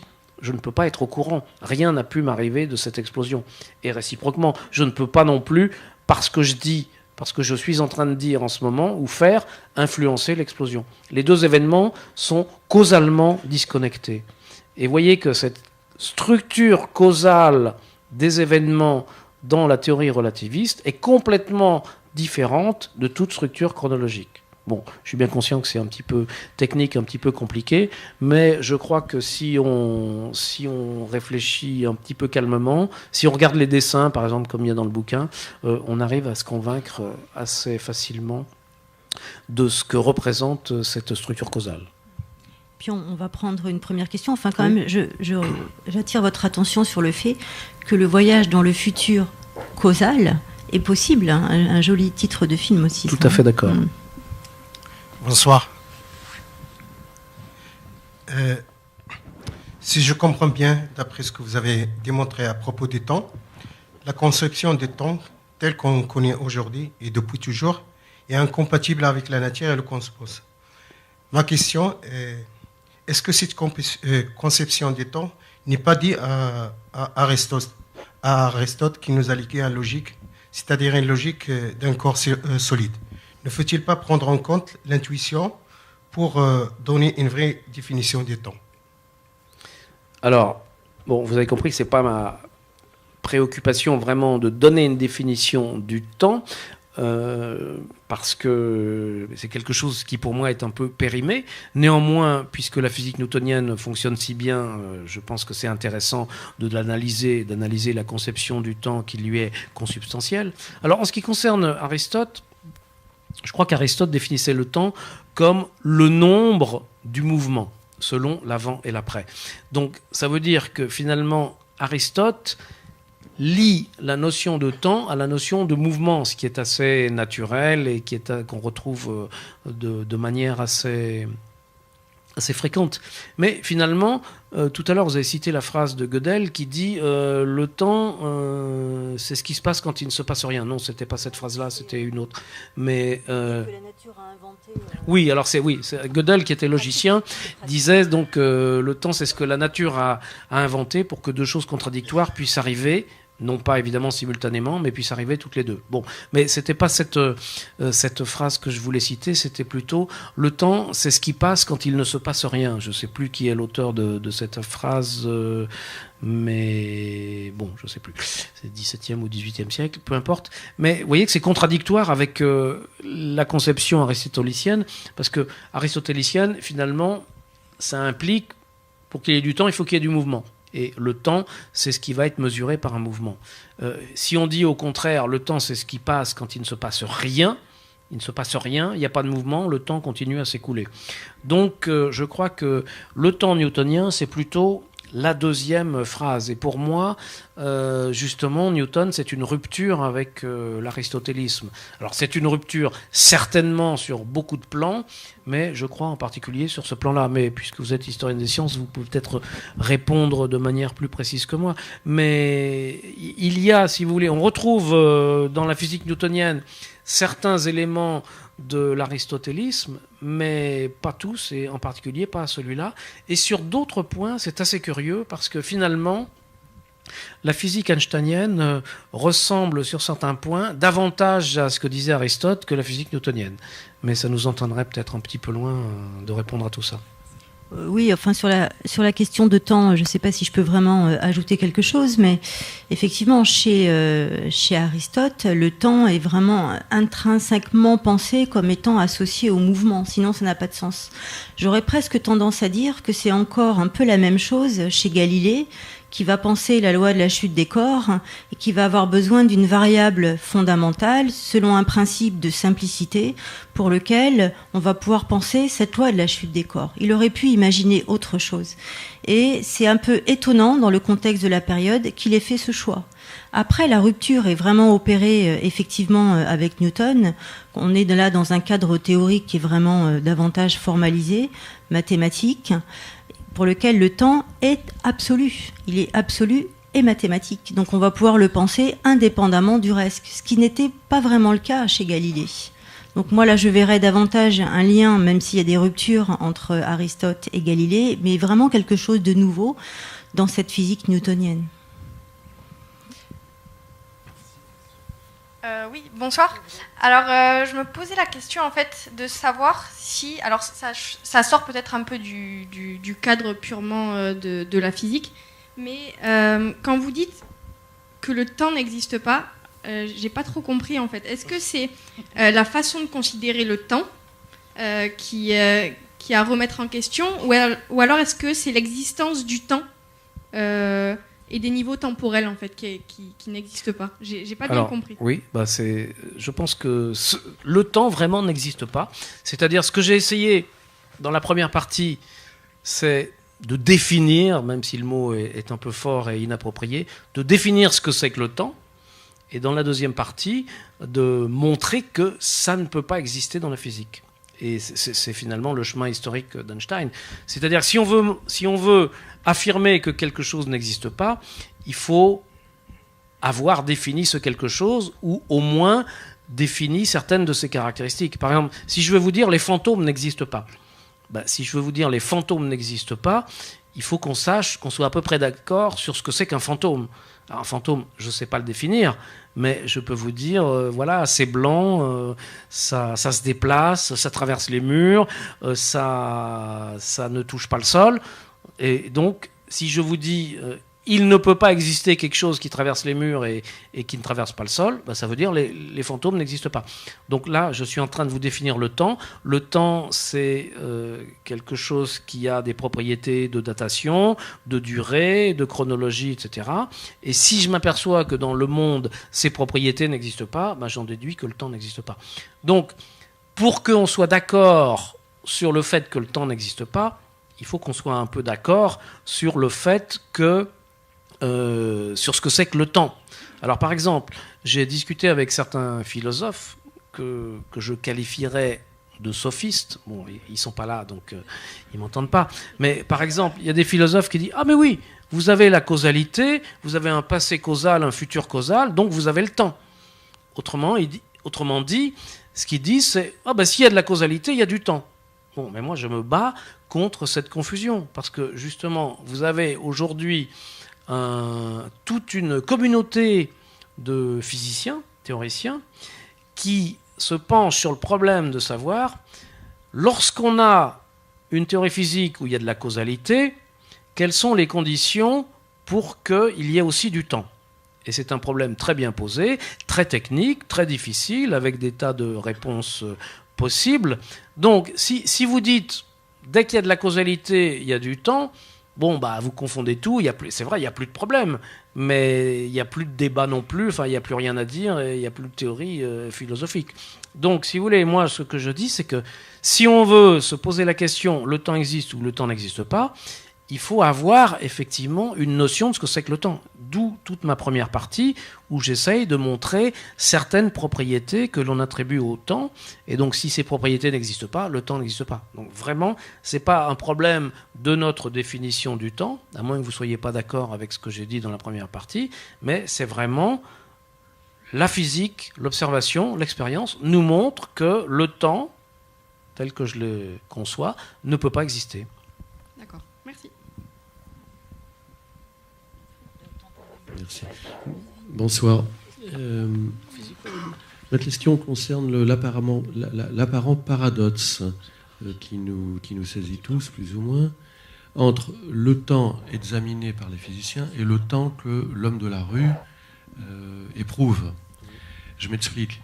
En reprenant des éléments que vous avez évoqués, à savoir des distances au niveau astronomique, échelle de galaxies, mesure du temps à l'échelle du millionième de seconde, des horloges atomiques, mobilisation de quantité d'énergie phénoménale, donc toutes notions qui sont radicalement éloignées de notre monde quotidien, le monde que tout un chacun éprouve.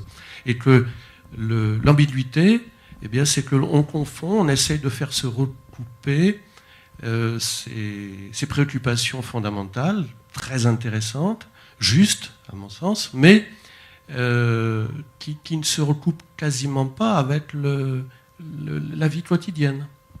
Tout à fait. Je suis tout à fait d'accord avec ça. Mais justement, j'ai passé une petite partie de mon exposé à essayer de montrer comment, dans un univers où le temps, si vous voulez, n'existe pas d'une manière au niveau fondamental, si vous voulez, on arrive à reconstituer quelque chose à partir finalement de nos durées personnelles qui coïncident plus ou moins avec les nôtres, en tout cas qui, à la précision qui nous intéresse, coïncident. Et donc on réussit à reconstruire ce truc-là, cette construction qu'on appelle le temps universel. On l'appelle le temps universel. En fait, il faudrait l'appeler le temps de l'humanité. Voilà, et ça marche. Bon, de l'humanité, et non pas par exemple, mais c'est plus valable par exemple dans le système solaire. Et un moyen de s'apercevoir que ce truc-là n'est plus valable dans le système solaire, c'est le système GPS. Parce que qu'est-ce qu'on fait quand on utilise le système GPS? On envoie des signaux à des satellites qui ont des horloges atomiques et on fait des repérages, enfin on se repère avec ça. Eh bien, lorsque les ingénieurs de la NASA ont fait les premiers programmes de décryptage du GPS, ils avaient simplement fait l'hypothèse que lorsque, par exemple, j'envoie un signal, eh bien, le moment où j'envoie le signal correspond à un instant bien précis dans le satellite. Ça paraît logique. C'est la conception du temps de tous les jours. Eh bien, quand on fait ça, impossible de servir le système GPS, ça ne marche pas. Il y a une dérive de plusieurs dizaines de mètres par jour. Donc, si vous voulez faire un programme qui analyse le système GPS, il faut tenir compte du fait que le temps qu'on utilise tous les jours, qui s'écoule sur Terre, ne s'écoule pas dans le satellite. L'utilisation du système GPS est incompatible avec l'hypothèse que le temps s'écoule dans le satellite qui est en orbite autour de la Terre. Il faut tenir compte du fait que le temps n'existe pas et donc faire un traitement correct. Alors, vous allez me dire, ouais, c'est un truc très spécial, et puis c'est le système solaire, c'est loin. Bon, ils sont pas si loin que ça, les satellites. Ils sont, je sais pas, quelques centaines de kilomètres, pas plus. Donc, vous voyez, aujourd'hui, on arrive à avoir des horloges atomiques qui sont très très précises, qui ont une précision, je crois, de 10 puissance moins 14, si ça vous dit quelque chose, c'est-à-dire à peu près pas loin du milliardième de milliardième. Bon. Quand on a deux horloges comme ça, l'une à côté de l'autre, deux horloges identiques, bon, bah, elles sont parfaitement synchronisées. Et vous pouvez les laisser des jours et des jours, vous n'aurez pas une différence plus grande qu'un milliardième de seconde. Elles sont quasiment parfaites. Eh bien, vous prenez ces deux horloges, parfaitement synchronisées, et vous en montez une d'un étage, 3 ou 4 mètres plus haut. Ça a été fait. Et vous la redescendez, eh bien, elles sont désynchronisées. Pourquoi ? Parce que l'horloge qui est en bas mesure les durées en bas, l'horloge qui est en haut mesure les durées en haut, et il est impossible d'interpréter ce qu'on observe en faisant l'expérience que le temps s'écoule, disons, à l'échelle de l'immeuble. C'est incompatible. Donc, c'est vrai que dans la vie de tous les jours, on s'en fiche. On n'a jamais besoin du milliardième de seconde. Donc, on a recréé une notion qu'on appelle le temps universel, qu'on ferait mieux d'appeler le temps de l'humanité, qui finalement, cette notion marche pour 3 raisons.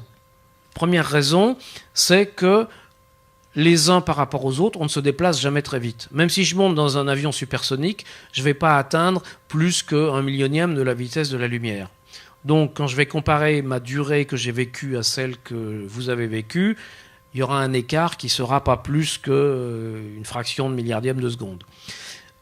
Deuxième point important, nous sommes à peu près tous au même endroit. Nous sommes tous sur la Terre, et finalement, sur la Terre, ce qui compte, c'est que le champ gravitationnel ne varie pas. Donc, nous sommes tous, finalement, à l'échelle de l'univers, au même point de l'univers. Nous sommes tous un seul système physique dans l'univers. Et puis, troisième point, encore une fois, je l'ai déjà dit, on ne s'intéresse qu'à une précision limitée. Et donc, grâce à ces 3 circonstances, on a la possibilité de définir quelque chose qu'on appelle le temps. L'erreur qu'on a faite, c'est de croire que cette chose qu'on appelle le temps, on pourrait prolonger sa validité au système solaire, à la galaxie, etc., à tout l'univers, et qu'elle serait valable pour tout le monde. Et, encore une fois, même sur Terre, lorsqu'on observe par exemple des particules qui vont très vite, eh bien, on sait qu'on peut observer une particule. Il y a des particules dont on sait qu'elles vivent, par exemple, 1 millionième de seconde. On sait que dès qu'elles sont créées, ces particules se désintègrent au bout d'1 millionième de seconde. Donc, la durée de vie de ces particules, c'est 1 millionième de seconde. Eh bien, on arrive à observer des particules qui vivent 1 millionième de seconde pendant plusieurs minutes. Enfin, en tout cas, pendant, plusieurs fractions de seconde bien plus grandes que le millionième.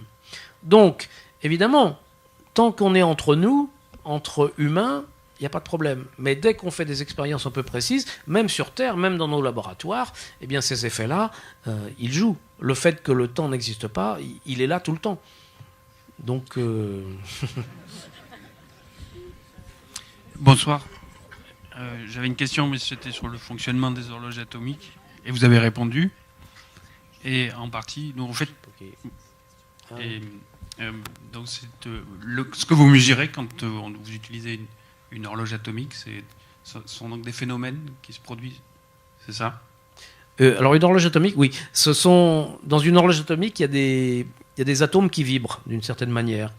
Et qu'est-ce que c'est qu'une vibration ? C'est un phénomène, ça vibre, ça veut dire qu'il y a un phénomène périodique, et donc il y a une période, et ces périodes, c'est des durées. Donc on compte des durées finalement, on mesure des durées. Ce que mesure une horloge atomique, c'est la durée de son histoire. Et donc, quand on a les deux horloges atomiques, eh ben, c'est exactement la situation des jumeaux de tout à l'heure. Il y a une horloge, sauf qu'au lieu que le deuxième jumeau, la deuxième horloge, voyage, on la déplace dans un endroit où le champ gravitationnel est légèrement différent. C'est à peu près le même genre d'effet. Mais donc, ça veut dire que finalement, les deux horloges ont deux histoires différentes et chaque horloge mesure la durée qui s'écoule pour elle. Et ça veut dire, encore une fois, qu'entre le moment où les horloges étaient à côté et qu'on les a séparées et le moment où on les réunit, les deux horloges ont vécu des durées différentes. Et comme chaque horloge mesure avec une précision diabolique sa propre durée, eh bien les durées sont différentes. Tout simplement, les durées de deux histoires différentes ont des valeurs différentes. Merci. Une dernière question. Justement, lorsque vous parlez de durée, vous l'associez à la mesure. Dans ce cas-là, oui, mais c'est aussi... Y a-t-il une durée limite inaccessible à la mesure? Ah, on n'en sait rien. Bonne question. C'est-à-dire, vous voulez dire très petite. Alors, si vous voulez, d'une certaine manière, le temps, comme je vous l'ai dit, et l'espace ont disparu, mais il existe une entité plus globale qui a un sens très précis, dont je n'ai pas parlé ce soir, mais qui s'appelle l'espace-temps. Et par ailleurs, depuis longtemps, on s'intéresse à la question de savoir si l'espace ou le temps sont indéfiniment divisibles. C'est-à-dire, si je peux essayer de voir des très petites distances, des très petites séparations d'un micron, d'un angstrom, d'une fraction d'angstrom, etc. Bon, et puis jusqu'ici, chaque fois qu'on a examiné de manière un peu plus puissante, on arrive à mettre en évidence des séparations comme ça. Mais est-ce que, je crois que c'est la question que vous posez, on ne va pas arriver un jour à une espèce de séparation limite, c'est-à-dire qu'il y aurait une certaine longueur telle que rien n'aurait une distance plus petite que cette longueur, une espèce de petite longueur limite. Eh bien, dans la physique d'aujourd'hui, telle qu'elle est, la réponse est non. Mais la plupart des physiciens sont persuadés que, en fait, ça existe et que dans une version future de la physique qu'on n'a pas encore trouvée et qu'on cherche, il y aura une longueur et une durée limite. C'est la même chose finalement. Et on appelle ça la longueur de Planck ou la durée de Planck. Et on sait même en gros quelle valeur ça devrait avoir, soit, je ne me rappelle jamais le chiffre, mais je crois que c'est 10 puissance moins 43 secondes, c'est-à-dire 1 milliardième, 2 milliardièmes, 2 milliardièmes, 2 milliardièmes de seconde. Bon, on en est très loin, mais du point de vue fondamental, on pense que ça existe. Alors, on le pense pour certaines raisons qui ne sont pas des raisons absolues, mais qui sont des raisons finalement parce que quand on s'intéresse à la matière, on a trouvé que c'était le cas pour la matière. C'est-à-dire la matière n'est pas infiniment divisible. À un moment donné, on tombe sur des entités ultimes qui sont ce qu'on appelle les particules élémentaires. Donc on se demande, est-ce qu'il n'y aurait pas des espèces de particules élémentaires d'espace-temps ? Et finalement, comme tout ça résulte de la vision quantique de la matière, on se demande est-ce qu'il n'y aurait pas aussi une vision quantique de l'espace-temps ? Et comme l'espace-temps, dans la théorie de la relativité, se confond avec la gravitation, on se demande s'il n'y aurait pas une théorie de gravité quantique. Et il y a beaucoup de physiciens aujourd'hui, fondamentaux, et c'est aussi mon travail par exemple, qui sont à la recherche d'une théorie de gravité quantique comme ça. Et Einstein déjà, donc il y a à peu près un siècle, pensait que peut-être il y avait une théorie comme ça et qu'il faudrait essayer de la trouver. Il a commencé à essayer de la trouver.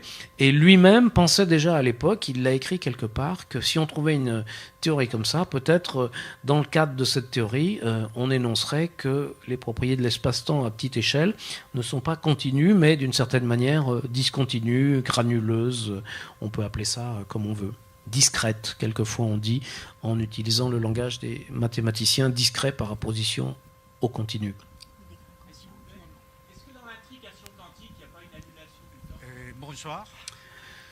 Alors, l'intrication quantique, je pense que tout le monde n'est peut-être pas au courant de ce que c'est, mais je ne vais pas me lancer là-dedans parce que c'est quand même quelque chose, c'est peut-être le problème le plus compliqué de la physique.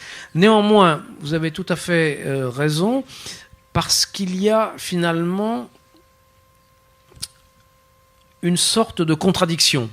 Et la contradiction est la suivante, c'est que la physique quantique, la mécanique quantique en tout cas, qui est une théorie séparée de la relativité générale est formulée avec le temps, donc avec la conception newtonienne du temps. Donc elle est en contradiction avec la relativité générale. Alors vous allez me dire, comment peut-on se débrouiller avec deux théories concurrentes qui reposent sur des conceptions du monde qui sont différentes et même opposées? Et ce à quoi vous faites allusion est une manifestation de cette opposition entre les deux théories. Alors ça aussi, c'est un phénomène extrêmement troublant. On peut dire qu'il y a une crise de la physique aujourd'hui, une sorte de schizophrénie. Alors ça, j'ai écrit tout un livre là-dessus qui s'appelle « Au-delà de l'espace et du temps ». Il me semble que je l'ai vu sur la table là pour les amateurs. Mais donc, on est dans une crise, et tous les physiciens le reconnaissent aujourd'hui. Comment résoudre cette crise? En essayant d'unifier, en essayant d'harmoniser les théories de la relativité et la physique quantique. Par exemple, justement, par une théorie de gravité quantique, comme je viens de le mentionner, mais c'est une piste parmi d'autres. Mais en tout cas, vous avez raison, il y a un problème. Les physiciens sont conscients, et même très conscients de ce problème. Ils essayent, Einstein déjà avait une conscience de ce problème, ils essayent d'y répondre en cherchant une théorie fondamentale ultime, qu'on n'a pas encore trouvée, mais qu'on cherche, et voilà, ça fait partie du travail des physiciens. Et c'est très intéressant. Bonsoir. Moi, ma question, c'est peut-être plus une question philosophique physique. Vous avez parlé du fait que le libre arbitre n'existerait pas vraiment. Est-ce que ça impliquerait pas que, puisque je décide pas ce que je vais faire, mais que je réagis en fonction de ce qui s'est déjà passé, est-ce que ce serait pas la même chose pour la matière et au final pour tout l'univers? Est-ce que ça impliquerait pas qu'il y aurait un événement, une causalité première qui aurait été, on ne sait pas d'où ça vient, on ne sait pas ce que c'est, mais est-ce que ça n'aurait pas pu être fait de manière intelligente? Alors, bon, ça c'est une question qui est extrêmement débattue, et c'est pas nouveau, c'est depuis toujours. Bon, alors, je ne peux donner que des éléments de réponse.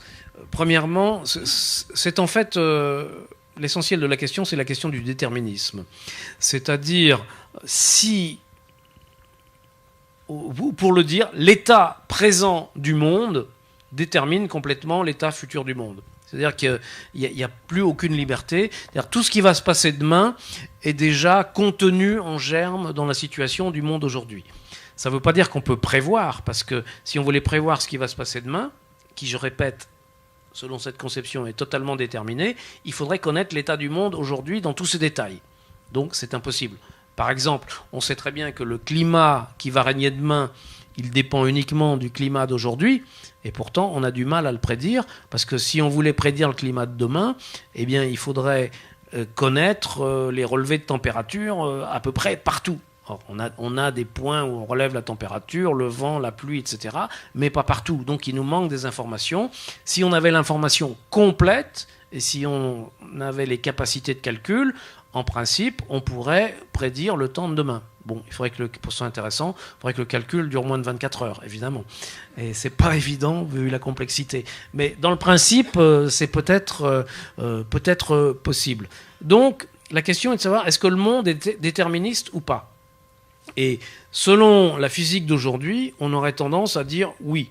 Autrement dit, l'état du monde aujourd'hui, l'état du monde dans 1000 ans est finalement déjà totalement contenu en germe dans l'état du monde, mettons, il y a 1 million d'années ou il y a 1 milliard d'années, comme on veut. Ça, c'est l'option du déterminisme. Est-ce que la physique est déterministe ? Peut-être oui, peut-être non. Et si la physique est déterministe, ça veut dire que finalement, notre cerveau fait partie du monde, et si on pense que les phénomènes de la pensée se réduisent à des phénomènes psychochimiques dans le cerveau, ça obéit aussi au déterminisme, et le libre arbitre n'est qu'une illusion. Mais ça n'empêche pas que, comme on a l'impression du libre arbitre, le libre arbitre existe si on le réduit à l'impression d'être libre. Bon, ça, c'est une possibilité. Deuxième possibilité, la physique n'est pas déterministe. Et il y a des gens qui pensent que la physique n'est pas déterministe. C'est-à-dire qu'il existe des phénomènes qui finalement n'ont pas de cause.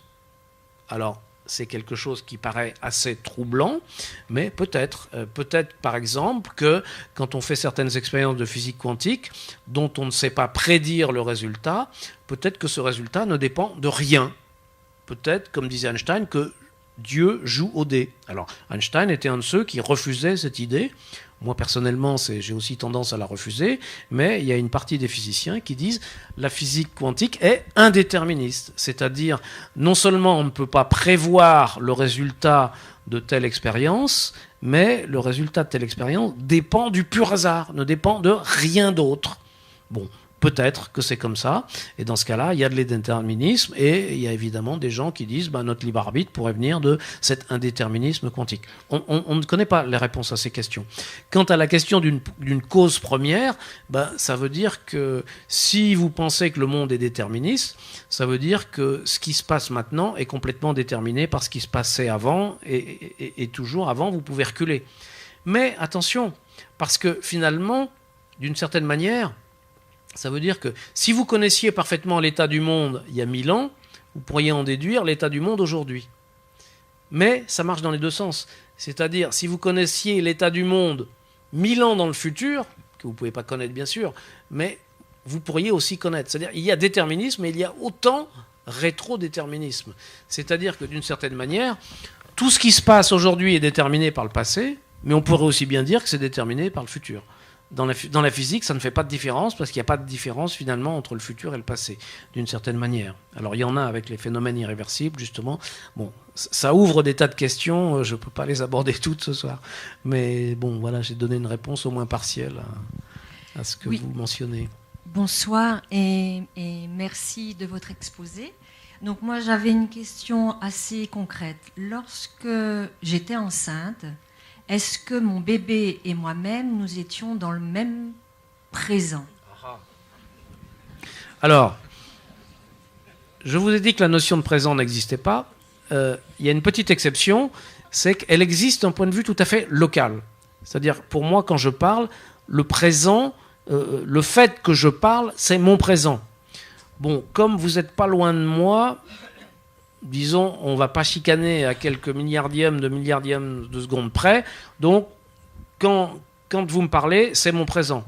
Ce n'est pas tout à fait vrai, parce que quand vous parlez, la parole que vous avez prononcée, elle va mettre une certaine durée pour m'arriver. Bon, on néglige ça. Donc, on arrive à parler, je vous réponds quasiment instantanément. Donc, disons que la notion de présent entre nous fonctionne, par exemple, dans nos conversations, à la précision de temps. Mais vous savez très bien que quand vous parlez avec quelqu'un qui est très lointain sur une ligne téléphonique, bon, il y a un certain délai dans les questions-réponses.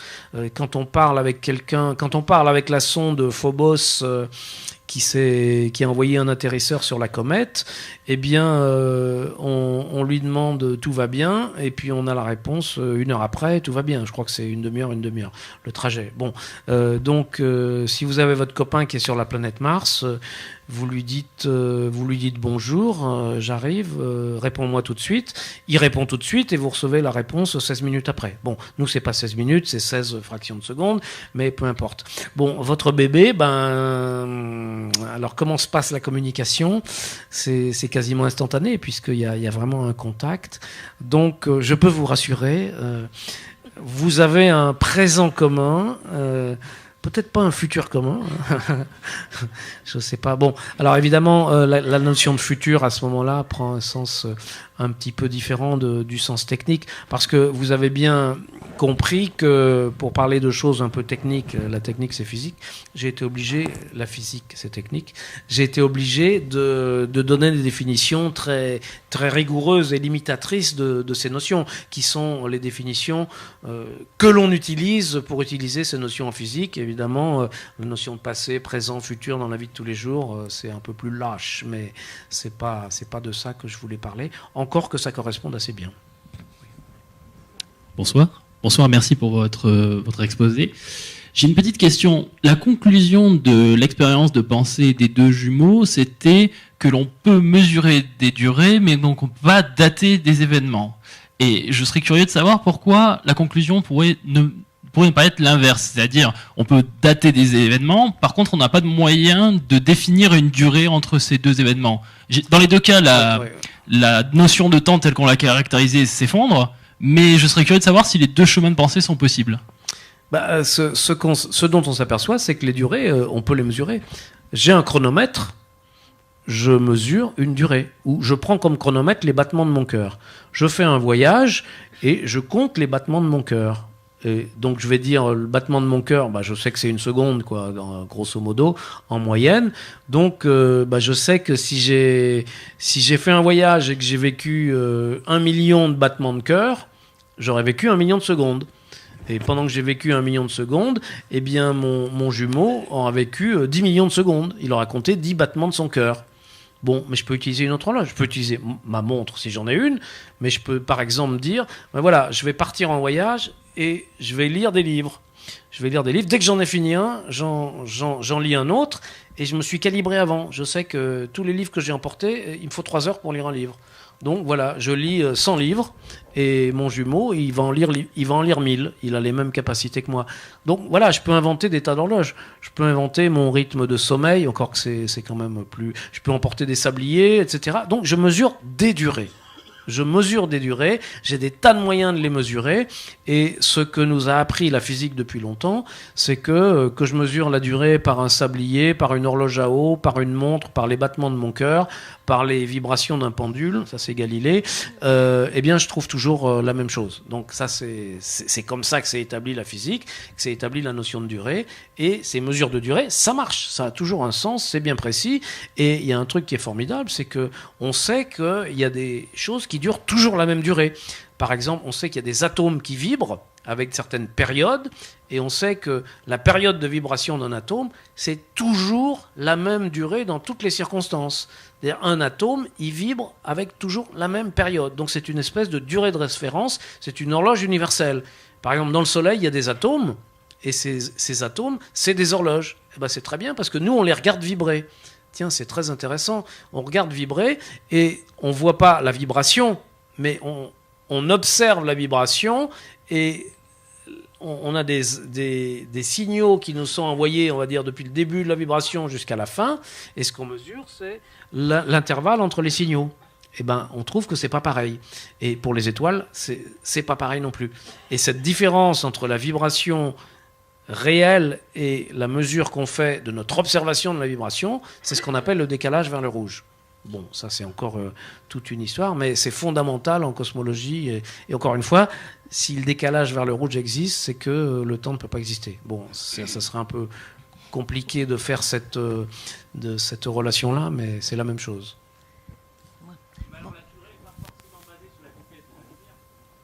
Ah, est-ce que j'ai parlé de vitesse de la lumière ?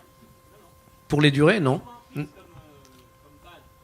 Non, ça n'a rien à voir. La vitesse de la lumière...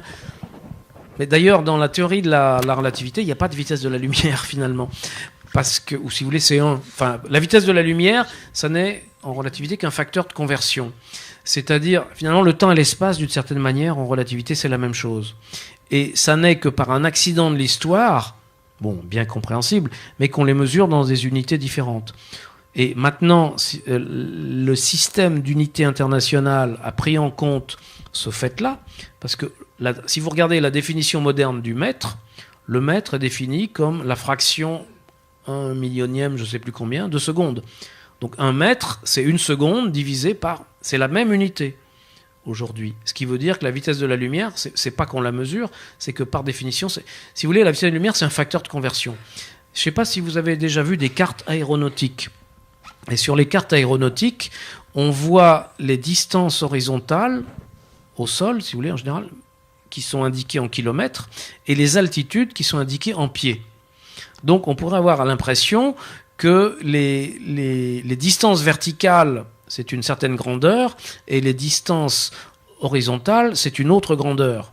Et en fait, on sait très bien que c'est toujours des distances, et le fait qu'on utilise les kilomètres et les pieds, C'est juste historique, mais c'est la même unité. Il y a un facteur de conversion entre les deux. Un pied, c'est 0,33 mètres.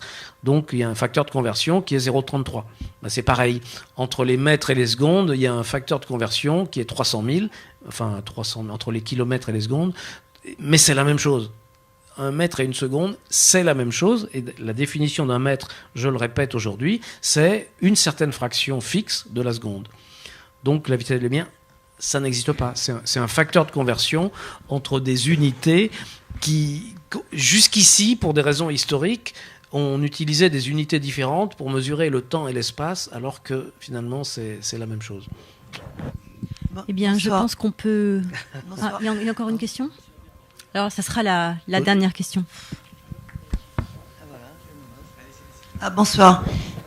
Je voulais revenir au déterminisme de tout à l'heure. Il y a un physicien, M. Guillemin, sur le net, qui a fait des expériences sur la synchronicité. Est-ce que la synchronicité est une causalité du futur ? Est-ce que ça a à voir avec le futur ? Vous parlez de la synchronicité au sens de Jung ? Je ne sais pas, c'est M. Guillemin qui a fait des... Pardon ?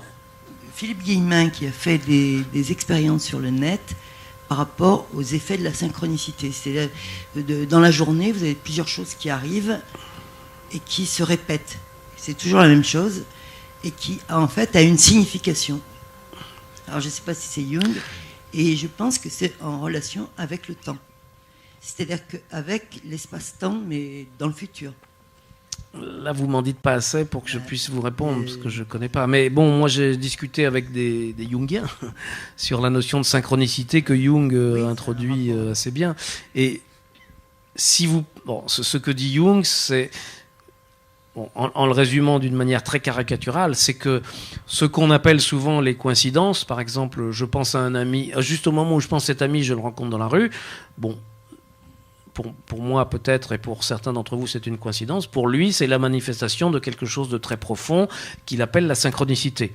Et donc il y a une signification qui repose sur quelque chose de profond. Donc c'est une manière en tout cas d'analyser les choses. On peut se demander... On pourrait avoir l'impression qu'on connaît à l'avance ce qui va se passer ou quelque chose comme ça. Donc je crois, oui, qu'il y a des gens qui ont essayé de l'interpréter comme une sorte de causalité à l'envers, quelque chose comme ça.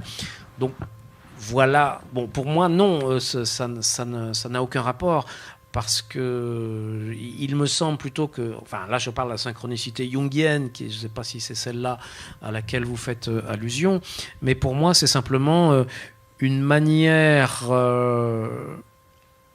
que l'on peut choisir pour interpréter les phénomènes que d'autres interpréteront comme les coïncidences. Et il peut se trouver que cette manière que l'on choisit pour interpréter les phénomènes nous convient mieux, nous aide à mieux vivre, etc. C'est de la même manière que vous pouvez choisir de croire en Dieu ou de ne pas croire en Dieu, parce que vous allez vous sentir mieux si vous croyez en Dieu ou pas, mais on ne peut pas le démontrer, on peut pas... Vous voyez, pour moi, c'est de cet ordre-là.